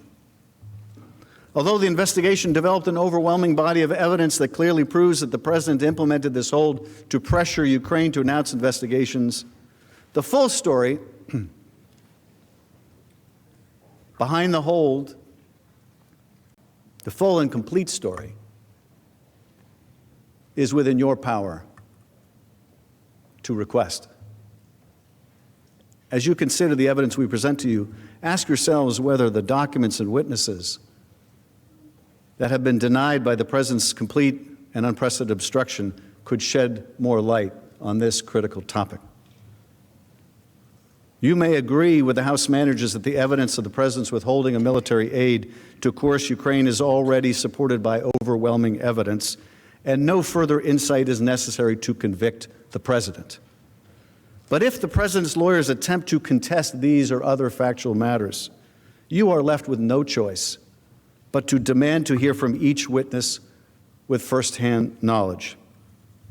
A fair trial requires nothing less. Let's look at some of the evidence that we gather notwithstanding this obstruction. First, the President withheld the aid without explanation and against the advice of his own agencies, cabinet officials, national security experts, including Secretary Pompeo, Secretary Esper, Ambassador Bolton, and others. Only Mick Mulvaney, a central figure in this effort, reportedly supported the hold, and he told us why. During a press briefing, Mulvaney personally acknowledged that the hold was ordered as part of a quid pro quo designed to get Ukraine to undertake the investigation President Trump sought. Second, the reason for the security assistance hold was undoubtedly on the President's mind during the telephone call with President Zelensky on July 25th. Near the beginning of their conversation, President Zelensky expresses gratitude for U.S. military assistance, noting the United States' quote, great support in the area of defense. Immediately after President Zelensky's reference to defense and military support, President Trump responded by saying, I would like you to do us a favor, though, because our country has been through a lot, and Ukraine knows a lot about it. President Trump then proceeded to openly press Ukraine to conduct these investigations. Third, numerous officials were aware that President Trump was withholding the White House meeting until the Ukrainian president announced the investigations. That the president would ratchet up pressure on Ukraine to compel its action stunned Ukraine experts like Ambassador Taylor, but followed logically for those engaged in the president's corrupt scheme. Fourth, by the end of August, there was still no explanation for the hold, despite ongoing efforts from numerous officials to persuade the president to release the money. And the leverage of the White House meeting had not succeeded in coercing Ukraine to announce the investigations, providing the president and his agents every reason to use the most aggressive lever of influence, hundreds of million efforts from to compel Ukraine to act. If they didn't feel pressure, they would have done it. They would have done it. But of course they did. Imagine if this country were dependent on a more powerful country for our defense. Imagine we were at war. Imagine we were waiting for weapons to defend ourselves. Something our framers could have understood. Imagine that we found ourselves in those circumstances, and much to our astonishment, we couldn't even get a meeting with our ally. Much to our astonishment, they were withholding aid from us. You think we'd feel pressure? Of course we would. The framers had common sense, and so must we. Are we to accept, well, the president said there was no quid pro quo? I guess that closes the case. In every courtroom in America, jurors, and I know you're not just jurors, I read the Clinton trial, you're jurors and judges. Jurors all over America are told you don't leave your common sense at the door. Well, we don't have to leave our common sense at the door here, too. 2 + 2 = 4. The aid is withheld. You're asking for it. We're asking for it. His own aides are asking for it. No one can get an explanation. Ukrainians can't get an explanation. All the Ukrainians get is, we want you to do these investigations. They're promised a White House meeting. They want a White House meeting. They need a White House meeting. They're going to be going into negotiations with Putin. They want to show strength. They can't get in the door. They see the Russian foreign minister get in the door of the White House. We see the photos of the president, the Russian foreign minister, or the ambassador. What a great time they're having. But no, the president of Ukraine, our ally, can't get in the door. They're not stupid. They know what's going on here. They're not stupid. That conversation I referenced yesterday when the Ukrainians threw it right back in our face. When Ambassador Volker said to his Ukrainian counterpart, you shouldn't investigate the former president, you shouldn't engage in those political investigations. Oh, the Ukrainian response was, you mean like the one you want us to do of the Bidens and the Clintons? They're not stupid.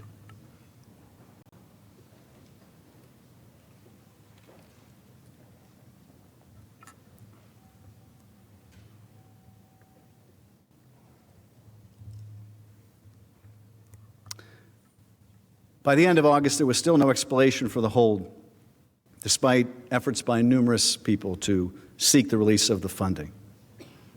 The leverage hadn't succeeded in getting the president to, in course in Ukraine, to announce the investigations, and so the aid was withheld. Two witnesses privy to this scheme testified that the only logical conclusion to reach about the president's continued hold on the aid was that it was intended to put more pressure on Ukraine to announce the investigations. As I said, they testified it was as simple as 2 + 2 = 4. We can do math, and more importantly, so can the Ukrainians, and maybe even more importantly than that, so can the Russians. Multiple scenes on the aid have confirmed this logical conclusion. On September 7th, Ambassador Sondland spoke directly to President Trump, who by that point was aware that a whistleblower complaint was circulating that alleged the contours of his scheme, and that Congress and the public were beginning to ask probing questions about the hold on aid, including whether the withholding of the aid was in exchange for re-election help. During that call, September 7th,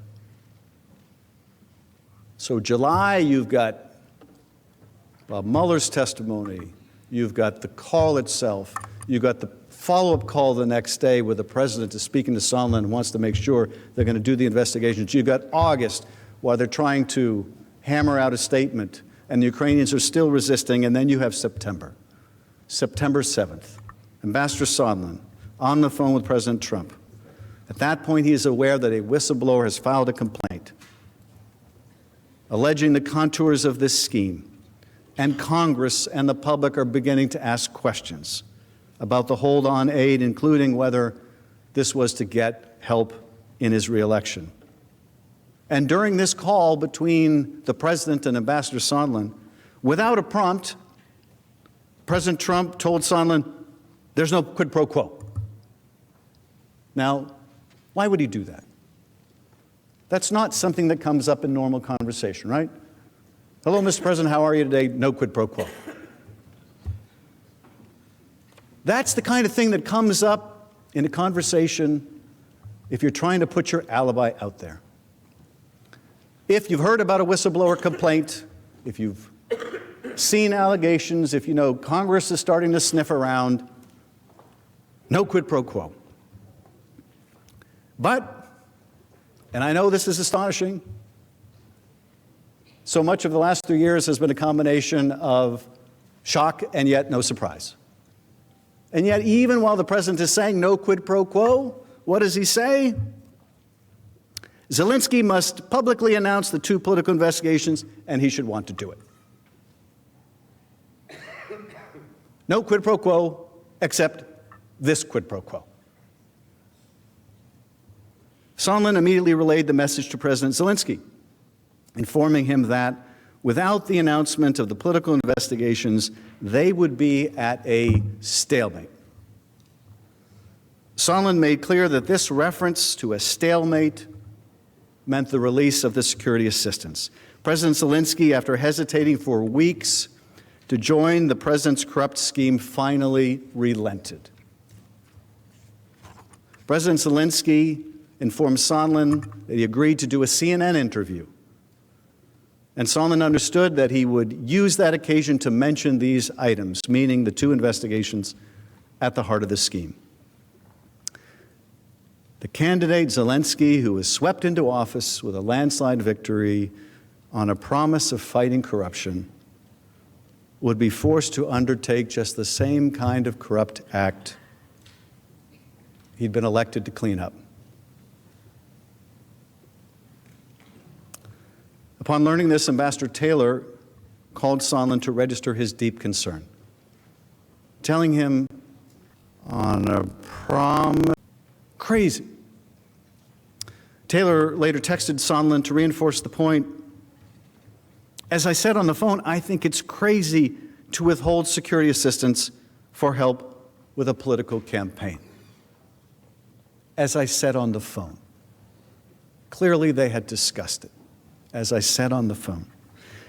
Taylor testified about the message and the events leading up to it. Taylor said that security system was so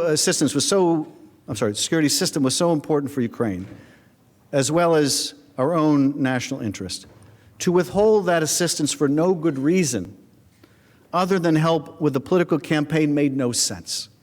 It was counterproductive to all of what we had been trying to do. It was illogical. It could not be explained. It was crazy. What's more, Ambassador Taylor also came to learn that President Trump wanted Zelensky in a public box. He testified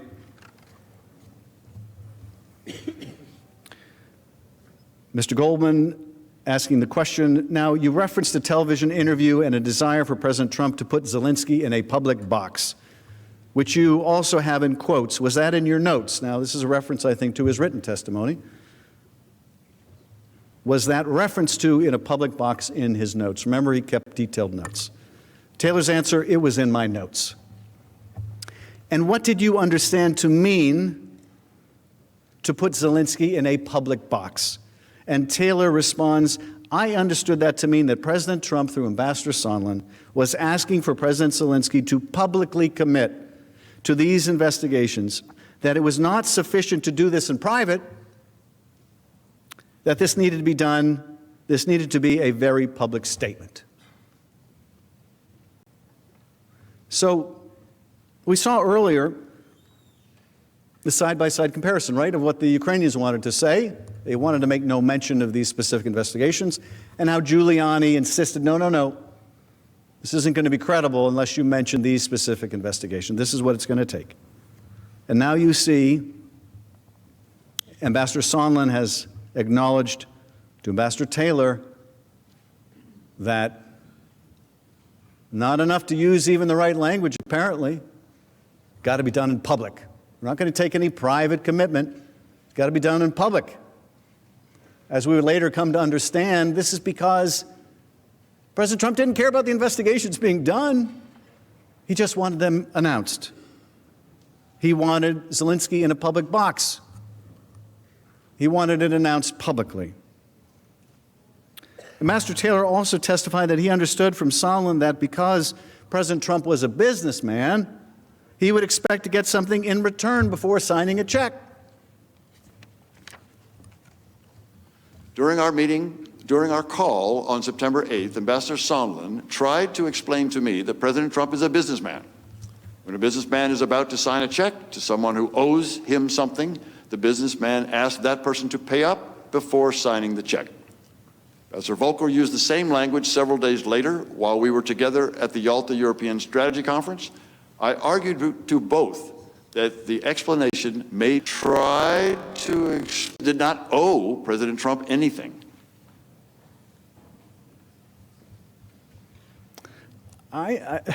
This is very telling. Ambassador Taylor, Vietnam veteran, West Point graduate. The Ukrainians didn't owe us anything. Clearly, Donald Trump felt the Ukrainians owed him, right? This is not about Ukraine's national security. It's not about our national security. It's not about corruption. No, it's about what's in it for me. Those Ukrainians owe me. Before I sign a check, and by the way, that's not his money.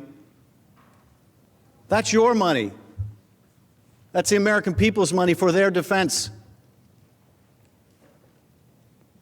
But here we see Ambassador Sondland explaining, no, President Trump's a businessman. Before he's going to sign a check, he wants to get something.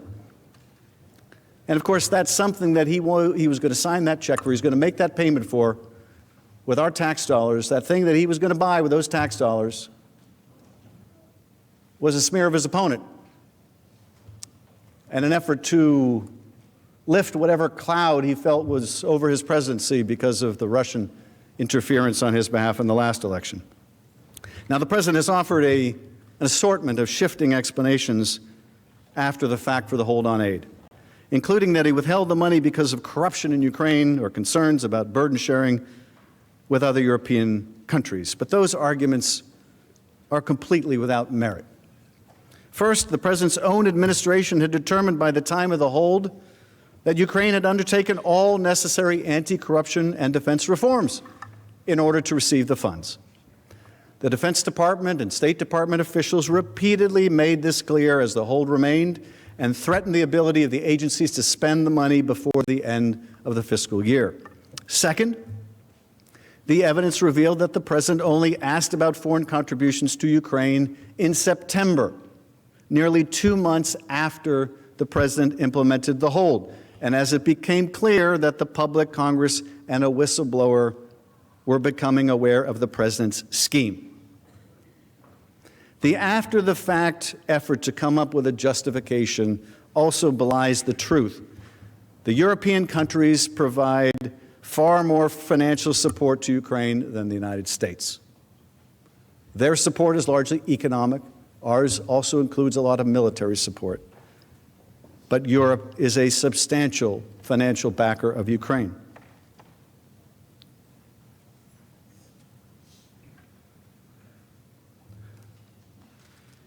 Something else remarkable about this I was struck by yesterday as we were going through the importance of the witness testimony and looking at some of those redacted emails in which the administration sought to hide its misconduct. In those redactions, when we got to see what was beneath them, and there was an indication, this is very close hold. This is a need-to-know basis only. Remember that?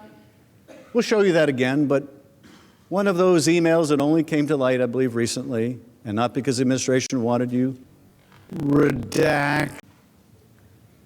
We see there's a desire not to let people know about this hold. If the president was fighting corruption, if he wanted the Europeans to pay more, why would he hide it from us? Why would he hide it from the Ukrainians? Why would he hide it from the rest of the world? If this was a desire to get Europe to pay more, why wouldn't he charge Sondland to go ask Europe for more? Why wouldn't he be proud to tell the Congress of the United States, I'm holding up this aid, and I'm holding it up because I'm worried about corruption? Why wouldn't he? Because, of course, it wasn't true. There's no evidence of that. And what's more, the White House admitted why the president held up the money. The president's own chief of staff explained precisely why during October 17th and October 17th press conference. Let's see again what he had to say. Those were the driving factors. Did he also mention to me in the past the corruption related to the DNC server? Absolutely, no question about that. But that's it. That's why we held up the money. Now there was a report. So the demand for an investigation into the Democrats was part of the reason that he ordered to withhold funding to Ukraine. The look back to what happened in 2016 certainly was part of the thing that he was worried about in corruption with that nation. And that is absolutely appropriate. But Mulvaney didn't just admit that the president withheld the crucial aid appropriated by Congress to apply pressure on Ukraine to do the president's political dirty work. He also said that we should just get over it. Let's watch. But to be clear, what you just described is a quid pro quo. It is funding will not flow unless the investigation into the Democratic server happened as well. We do that all the time with foreign policy. If you read the news reports and you believe them, what did McKinney say yesterday? Well, McKinney said yesterday that he was really upset with the political influence in foreign policy. That was one of the reasons he was so upset about this. And I have news for everybody. Get over it. There's going to be political influence in foreign policy.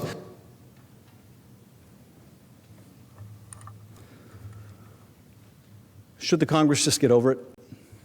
Should the American people just come to expect that our presidents will corruptly abuse their office to seek the help of a foreign power to cheat in our elections? Should we just get over it? Is that what we've come to?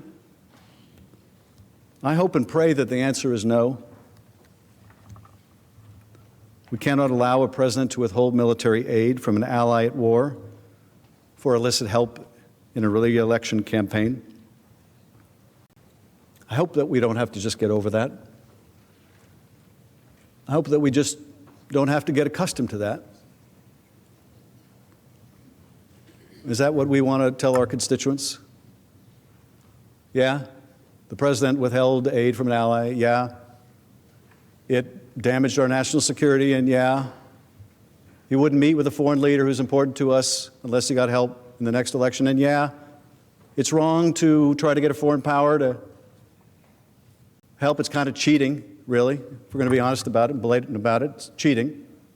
Americans are supposed to decide American elections, but, you know, I guess we just need to get over it. I guess that's just what we should now expect of a president of the United States. I guess there's really no remedy for that anymore. The impeachment, I mean, maybe that was a good idea 200 years ago, but I guess we just need to get over it. I guess maybe the president really is above the law because they say you can't indict the president. The president says you can't even investigate the president. The president is in court saying you can not only not indict the president, you can't even investigate the president. Attorney General's position is you can't even investigate the president. Are we really prepared to say that? The only answer to presidential misconduct is we just need to get over it? What are we going to say with the next president? What are we going to say with the president who's from a different party, who refuses the same kind of subpoenas? And the president says to you, or his chief of staff says to you, or her chief of staff says to you, just get over it. I'm not doing anything different than Donald Trump did. Just get over it. He asked for help in the next election. I'm asking for help in the next election. Just get over it. We do this kind of thing all the time. People are cynical enough as it is about politics, about people's commitment to their good. Cynical enough without having us confirm it for them.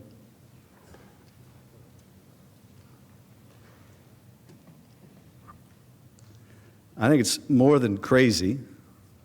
That was Ambassador Taylor's word. I think it's more than crazy. I think it's a gross abuse of power.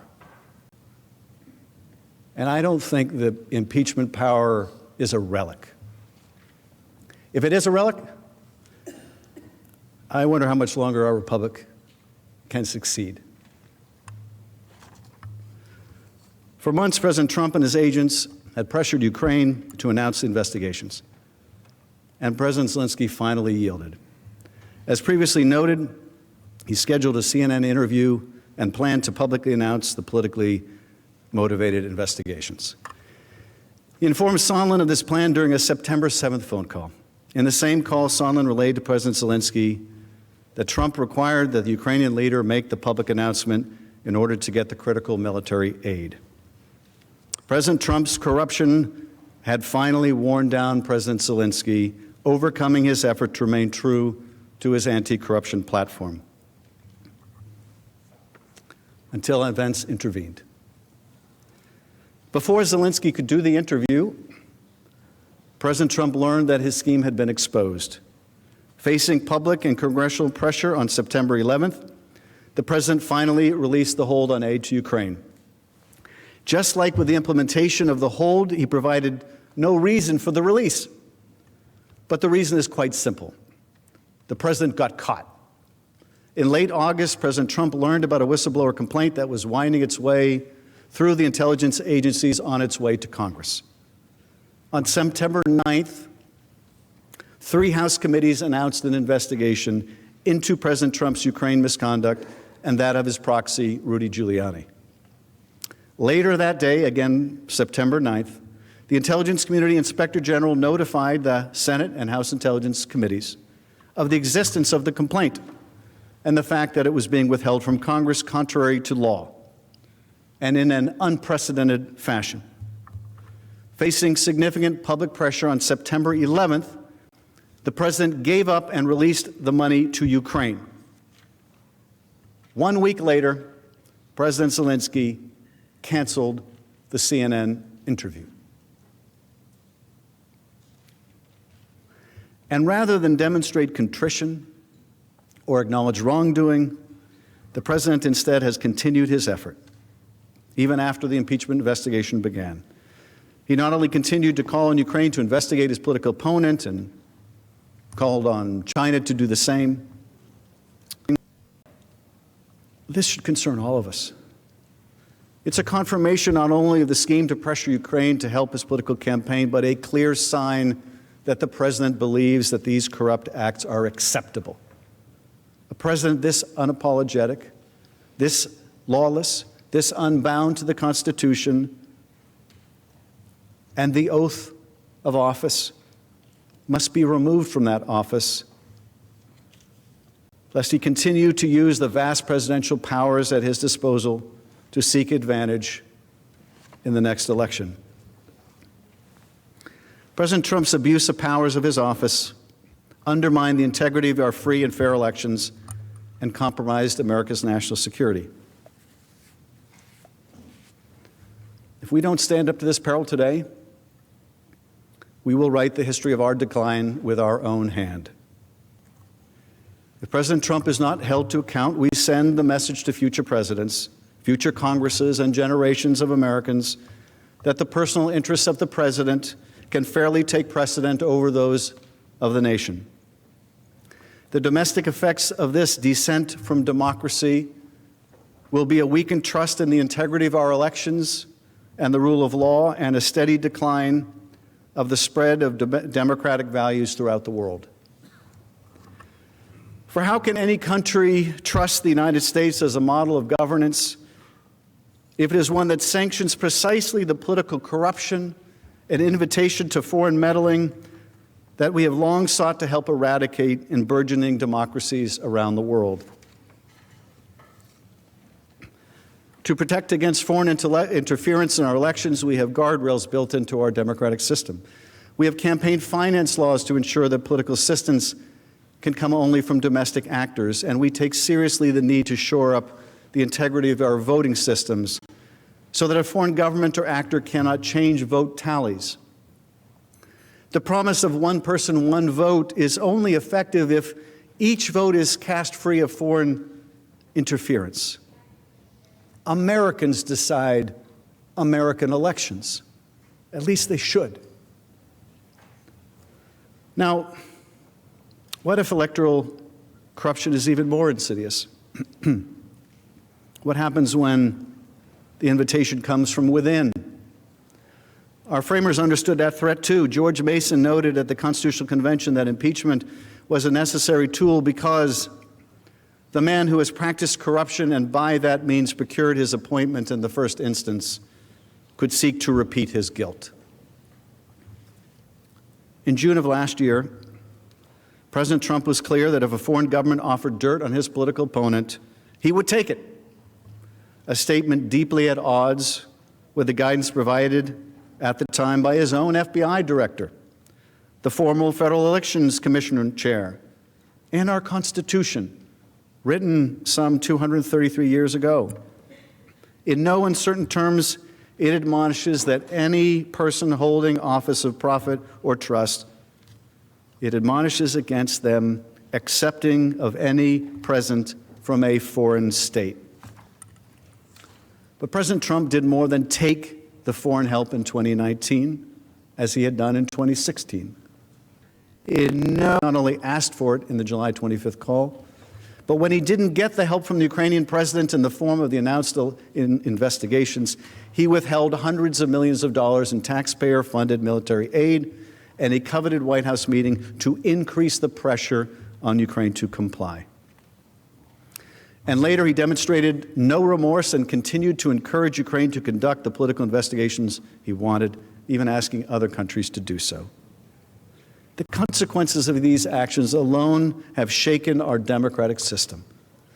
What message will we send if we choose not to hold this president accountable for his abuse of power, to solicit re-election interference in our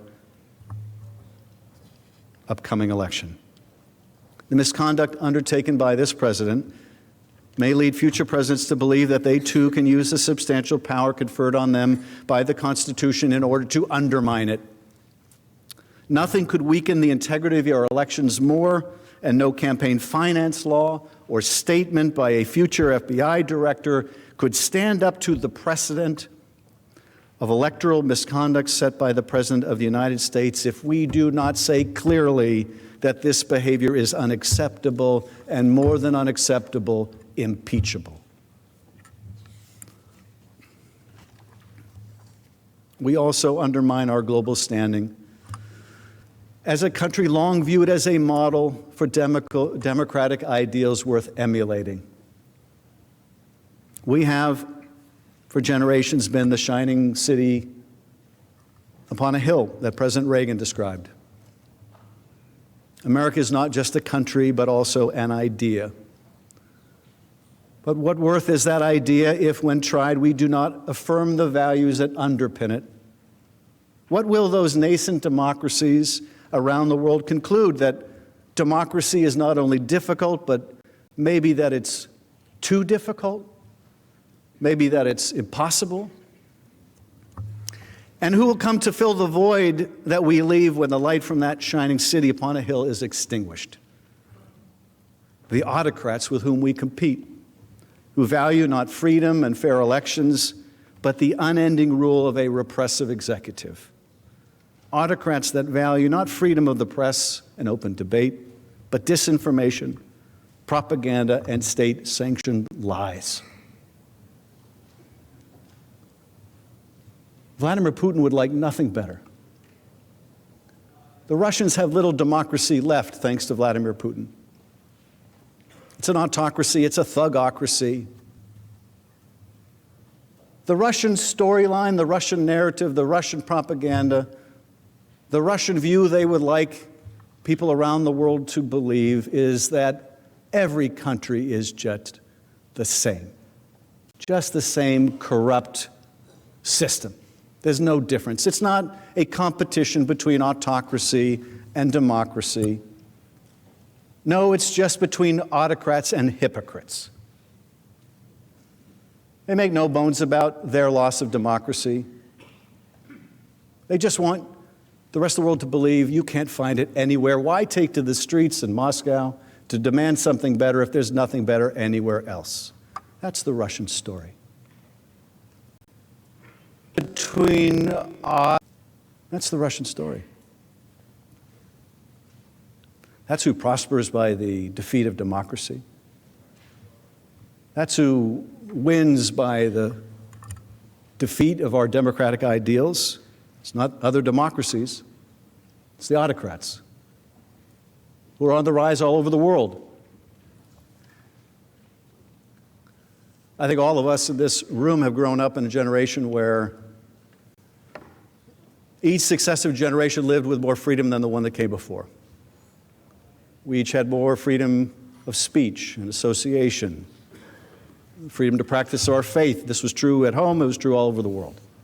And I think we came to believe this was some immutable law of nature, only to find it isn't. Only to come to the terrible realization that this year fewer people live in freedom than last, and there's no guarantee that next year people will live in more freedom than today. And the prospect for our children is even more in doubt. Turns out there's nothing immutable about this. Every generation has to fight for it. We're fighting for it right now. There's no guarantee that this democracy that has served us so well will continue to prosper.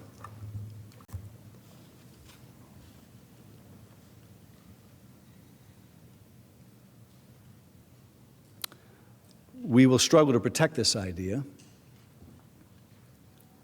And even as we do, we will struggle to protect our security in more tangible ways. Support for an independent and democratic Ukraine, which is the literal bulwark against Russian expansionism in Europe, is essential to our security. Russia showed that when it invaded Ukraine in 2014 and sought to redraw the map of Europe. Was our commitment to Ukraine's independence and sovereignty just an empty promise? Or are we prepared to support its efforts to keep Russia contained so that they and we may all eventually enjoy a long peace? Russia is not a threat, I don't need to tell you, to Eastern Europe alone. Ukraine has become the de facto proving ground for just the types of hybrid warfare that the 21st century will become defined by: cyber attacks, disinformation campaigns, efforts to undermine the legitimacy of state institutions, whether that is voting systems or financial markets. The Kremlin showed boldly in 2016 that with the malign skills it honed in Ukraine, they would not stay in Ukraine. Instead, Russia employed them here to attack our institutions, and they will do so again. Indeed, they've never stopped. Will we allow the primary country now fighting Russia to be weakened, placing our troops in Europe at greater risk and opening the door to greater interference in our affairs at home? If we allow the President of the United States to pursue his political and personal interests rather than the national interest, we send a message to our European allies that our commitment to a Europe free and whole is for sale to the highest bidder. Troops in Europe on a shared understanding of what that alliance stands for, one built on the rule of law, on free and fair elections, on a shared struggle against aggression from autocratic regimes. We are countries built on a commitment to our people, not unyielding loyalty to a president who would be king. A president has a right to hold a call with a foreign leader, yes. And he has a right to decide the time and location of a meeting with that leader, yes. And he has a right to withhold funding to that leader should the law be followed and the purpose be just.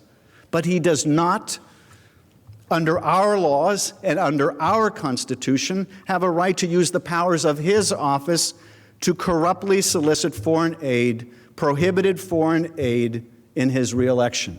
He does not. He does not have the right to withhold official presidential acts to secure that assistance, and he certainly does not have the right to undermine our elections and place our security at risk for his own personal benefit. No president, Republican or Democrat, can be permitted to do that. Now let me turn to the second article of impeachment, which charges the president with misusing the powers of his office to obstruct and interfere with the impeachment inquiry. The evidence you'll hear during the House presentation is equally undeniable and damning. President Trump issued a blanket order directing the entire executive branch not to cooperate with the impeachment inquiry and to withhold all documents and testimony. His order was categorical, it was indiscriminate, and historically unprecedented. No president before President Trump has ever ordered the complete defiance of an impeachment inquiry or sought to obstruct and impede so comprehensively the ability of the House of Representatives to investigate high crimes and misdemeanors. The President was able to block agencies across the executive branch from producing any records or documents to the House investigative committees despite duly authorized subpoenas.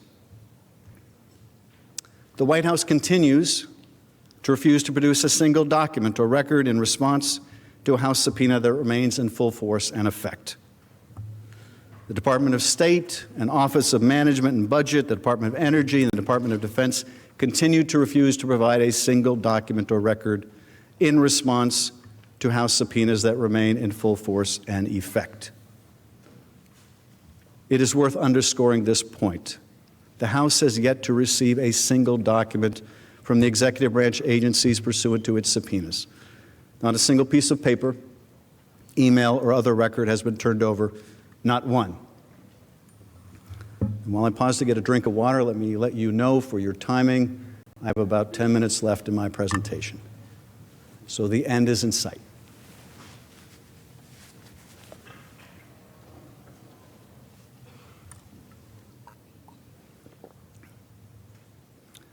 President Trump has also successfully blocked witnesses, 9 of them under subpoena, from testifying. Witnesses with firsthand knowledge of the president's actions, including his closest aides, some of whom were directly involved in executing the president's improper orders. These witnesses, Laney and Robert Blair, Russell Vought, the acting head of the Office of Management and Budget, Michael Duffy, a senior official, and the president's chief legal advisor on the National Security Council, John Eisenberg, among others. The managers will present in detail what these officials knew about their role in executing different parts of the president's scheme.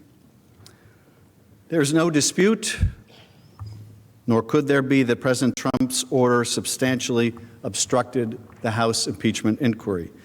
That obstruction continues unabated today, even as we stand here at the start of the president's trial. And the president has been able to do so only because of the uniquely powerful position that he holds as our commander-in-chief. No other American could seek to obstruct an investigation into his own wrongdoing this way. No other American could use the vast powers and levers of his government to conduct a corrupt scheme to benefit themselves, and then use those same powers to suppress evidence and bar any cooperation with the authorities investigating them.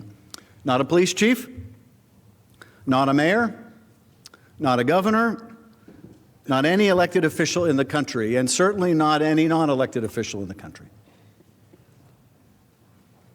All those folks watching us from around the country, you know what would happen to them if they defied a lawful subpoena. They got a subpoena commanding them to appear. You know what would happen to them, because they're not above the law. They'd be arrested, they'd be detained, they'd be incarcerated, they would be forced to comply.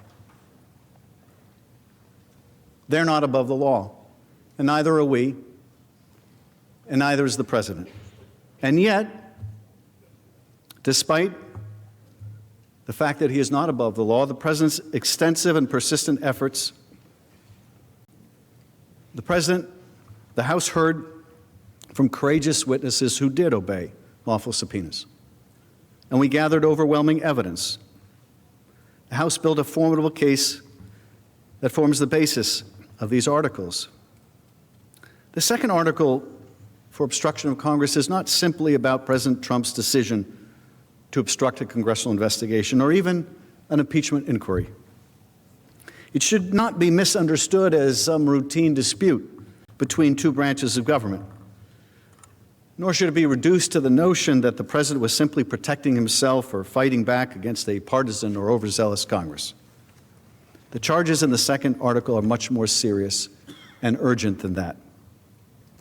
First, the president's attempt to obstruct the inquiry so categorically and comprehensively is part and parcel of the president's furious effort to conceal, suppress, and cover up his own misconduct. From the very first moment his actions were at the risk of coming to light, President Trump sought to hide and cover up key evidence, even as the scheme to pressure Ukraine was still underway. As the House presentation will make clear, the President's cover-up started even before the House began to investigate the President's Ukraine-related activity. The President learned early on of the existence of a lawful whistleblower complaint from within the intelligence community that would ring the first alarm. He deployed the White House and Justice Department to intervene in an unprecedented fashion to conceal and then withhold from Congress, for the first time ever, a credible and urgent whistleblower complaint, even though the law requires that it be provided to the congressional intelligence committees. Once the impeachment inquiry was underway in late September, the President used the immense and unique power at his disposal to direct and maintain at every turn the categorical defiance of congressional scrutiny, even as he attacked the inquiry itself and its witnesses. The President offered multiple and shifting justifications for obstructing the House's inquiry, each of them deficient, while his actions and statements powerfully reflect his own consciousness of guilt. Second, the ramifications of the President's obstruction go beyond the sinister motives of simply covering up his actions. His obstruction strikes at the heart of our Constitution. It threatens the last line of defense our founders purposely enshrined in our system to protect our democracy. If presidents can obstruct an impeachment inquiry undertaken by the House and evade accountability in the Senate, for doing so, they usurp an essential power granted exclusively to the Congress, and for a reason. Presidents could seize for themselves the power to neutralize and nullify the impeachment clause in order to shield themselves from any accountability. And if Congress is unable to investigate and impeach a president for abuse of their office, our democracy's essential check on a rogue president would fail. It would no longer protect the American people from a corrupt president who presents an ongoing threat. This is the outcome every American should be concerned about, and one that the founders warned us about. Through the impeachment clause, the framers of the Constitution empowered Congress to thoroughly investigate presidential malfeasance and to respond, if necessary, by removing the president from office. This entire framework depends upon Congress's ability to discover and then to thoroughly and effectively investigate presidential misconduct. Without the ability of Congress to do that, the impeachment power is a nullity. If you can't investigate it, you can't enforce it, you can't apply it. What we confront here in the second article of impeachment is therefore an impeachable offense aimed at destroying the impeachment power itself. When a president abuses the power of his office to so completely defy House investigators and does so without lawful cause or excuse, he attacks the Constitution itself. He confirms that he sees himself as above the law. His actions destabilize the separation of powers that defines our democracy and preserves our freedom, and establish an exceedingly dangerous precedent. And he proves that he is willing to destroy a vital safeguard against tyranny, a safeguard meant to protect the American people, just to advance his own personal interest in covering up evidence. The House presentation of the second article will therefore focus on three core areas that confirm the President's obstruction and require his removal from office. First, the singular importance and role of the impeachment clause for our democracy and why an effort by a president to obstruct an impeachment inquiry is in and of itself an impeachable offense. Second, why the president's extensive effort to cover up evidence of his misconduct is unprecedented in American history and without lawful cause or justification. And finally, why the president's obstruction poses a direct threat to our system of self-governance, with consequences for all Americans today and in the future, and for both chambers of Congress. Over the coming days, you will hear from the House managers details of this scheme and the effort to hide it from Congress. The articles of impeachment that the House presented go to the heart of those efforts. And let me share a few key takeaways. The House of Representatives has found that using the powers of his office, President Trump solicited the interference of a foreign government, Ukraine, in the 2020 U.S. presidential election. He did so through a scheme or course of conduct that included soliciting the government of Ukraine to publicly announce investigations that would benefit his reelection, harm the election prospects of a political opponent, and influence the 2020 U.S. presidential election improperly and to his advantage. President Trump also sought to pressure the government of Ukraine to take these steps by conditioning official United States government acts of significant value to Ukraine on Ukraine's public announcement of these investigations. And he engaged in this scheme or course of conduct for corrupt purposes in pursuit of his personal political benefit. In doing so, President Trump used the powers of the presidency in a manner that compromised the national security of the United States and undermined the integrity of the U.S. democratic process. He thus ignored and injured the interests of the nation. As part of the House's impeachment inquiry, the committees undertaking that investigation served subpoenas, seeking documents and testimony deemed vital to the inquiry from various executive branch agencies and offices, current and former officials. In response and without lawful cause or excuse, President Trump directed executive branch agencies, offices, and officials not to comply with those subpoenas. President Trump thus interposed the powers of the presidency against the lawful subpoenas of the House of Representatives and assumed to himself functions and judgments necessary to the exercise of the sole power of impeachment vested by the Constitution in the House of Representatives.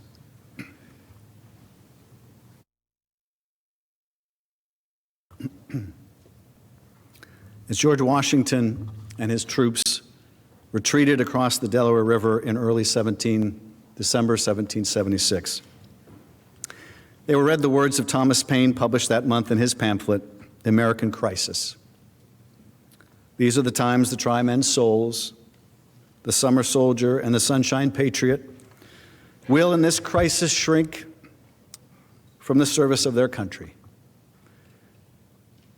But he that stands by it now deserves the love and thanks of man and woman.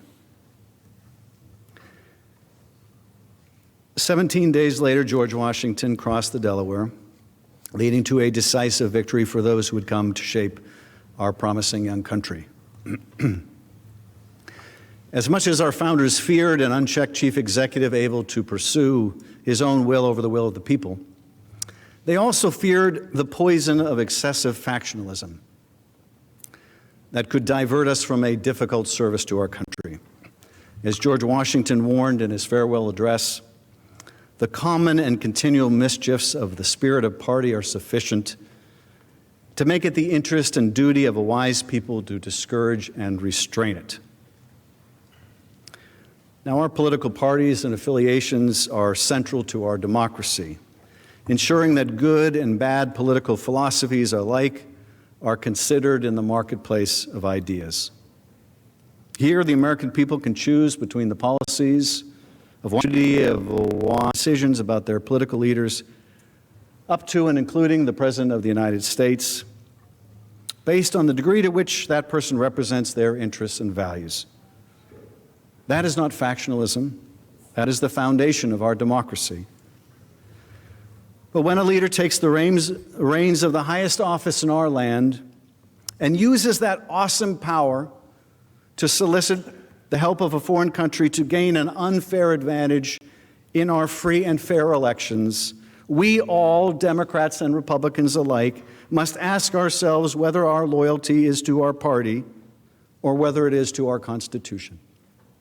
If we say that we will align ourselves with that leader, allowing our sense of duty to be usurped by an absolute executive, that is not democracy. It is not even factionalism. It is a step on the road towards tyranny.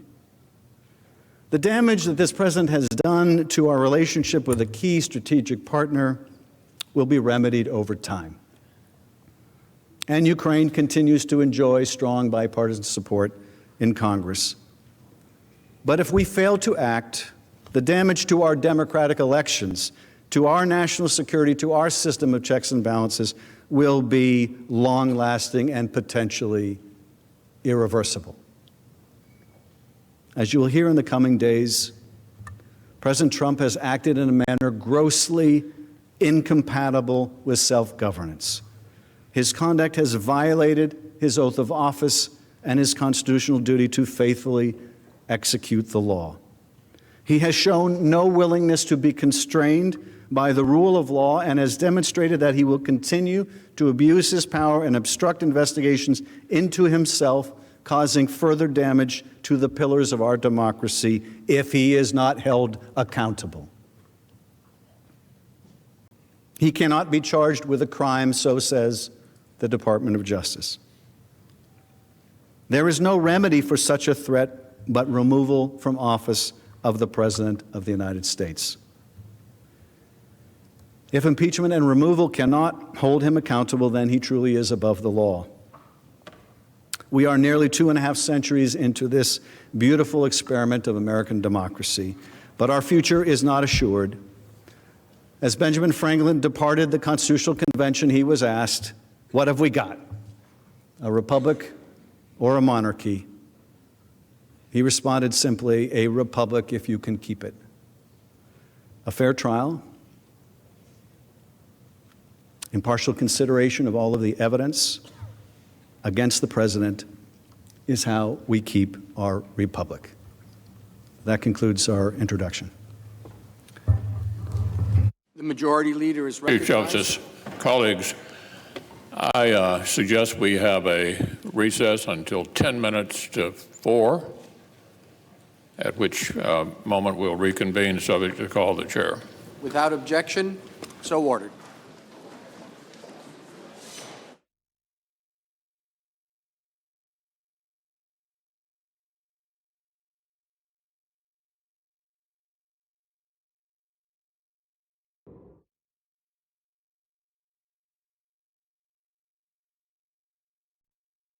Objection.